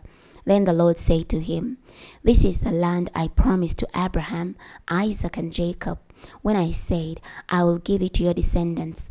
I have let you see it, but you will not cross over there. So Moses, the servant of the Lord, died there in the land of Moab, as the Lord had said. He buried him in the land of Moab, near Beth-peor. But no one knows his exact burial place to this very day. Moses was 120 years old when he died, but his eye was not dull, nor had his vitality departed. The Israelites mourned for Moses in the deserts of Moab for 30 days. Then the days of mourning for Moses ended. Now Joshua son of Nun was full of the spirit of wisdom, for Moses had placed his hands on him. And the Israelites listened to him and did just what the Lord had commanded Moses. No prophet ever again arose in Israel like Moses, who knew the Lord face to face. He did all the signs and wonders the Lord had sent him to do in the land of Egypt, to Pharaoh, all his servants, and the whole land. And he displayed great power and awesome might in view of all Israel. We're ending here today, and this marks the end of the 5 books written by Moses. Next time we're going to be starting the book of Joshua. I'll see you then.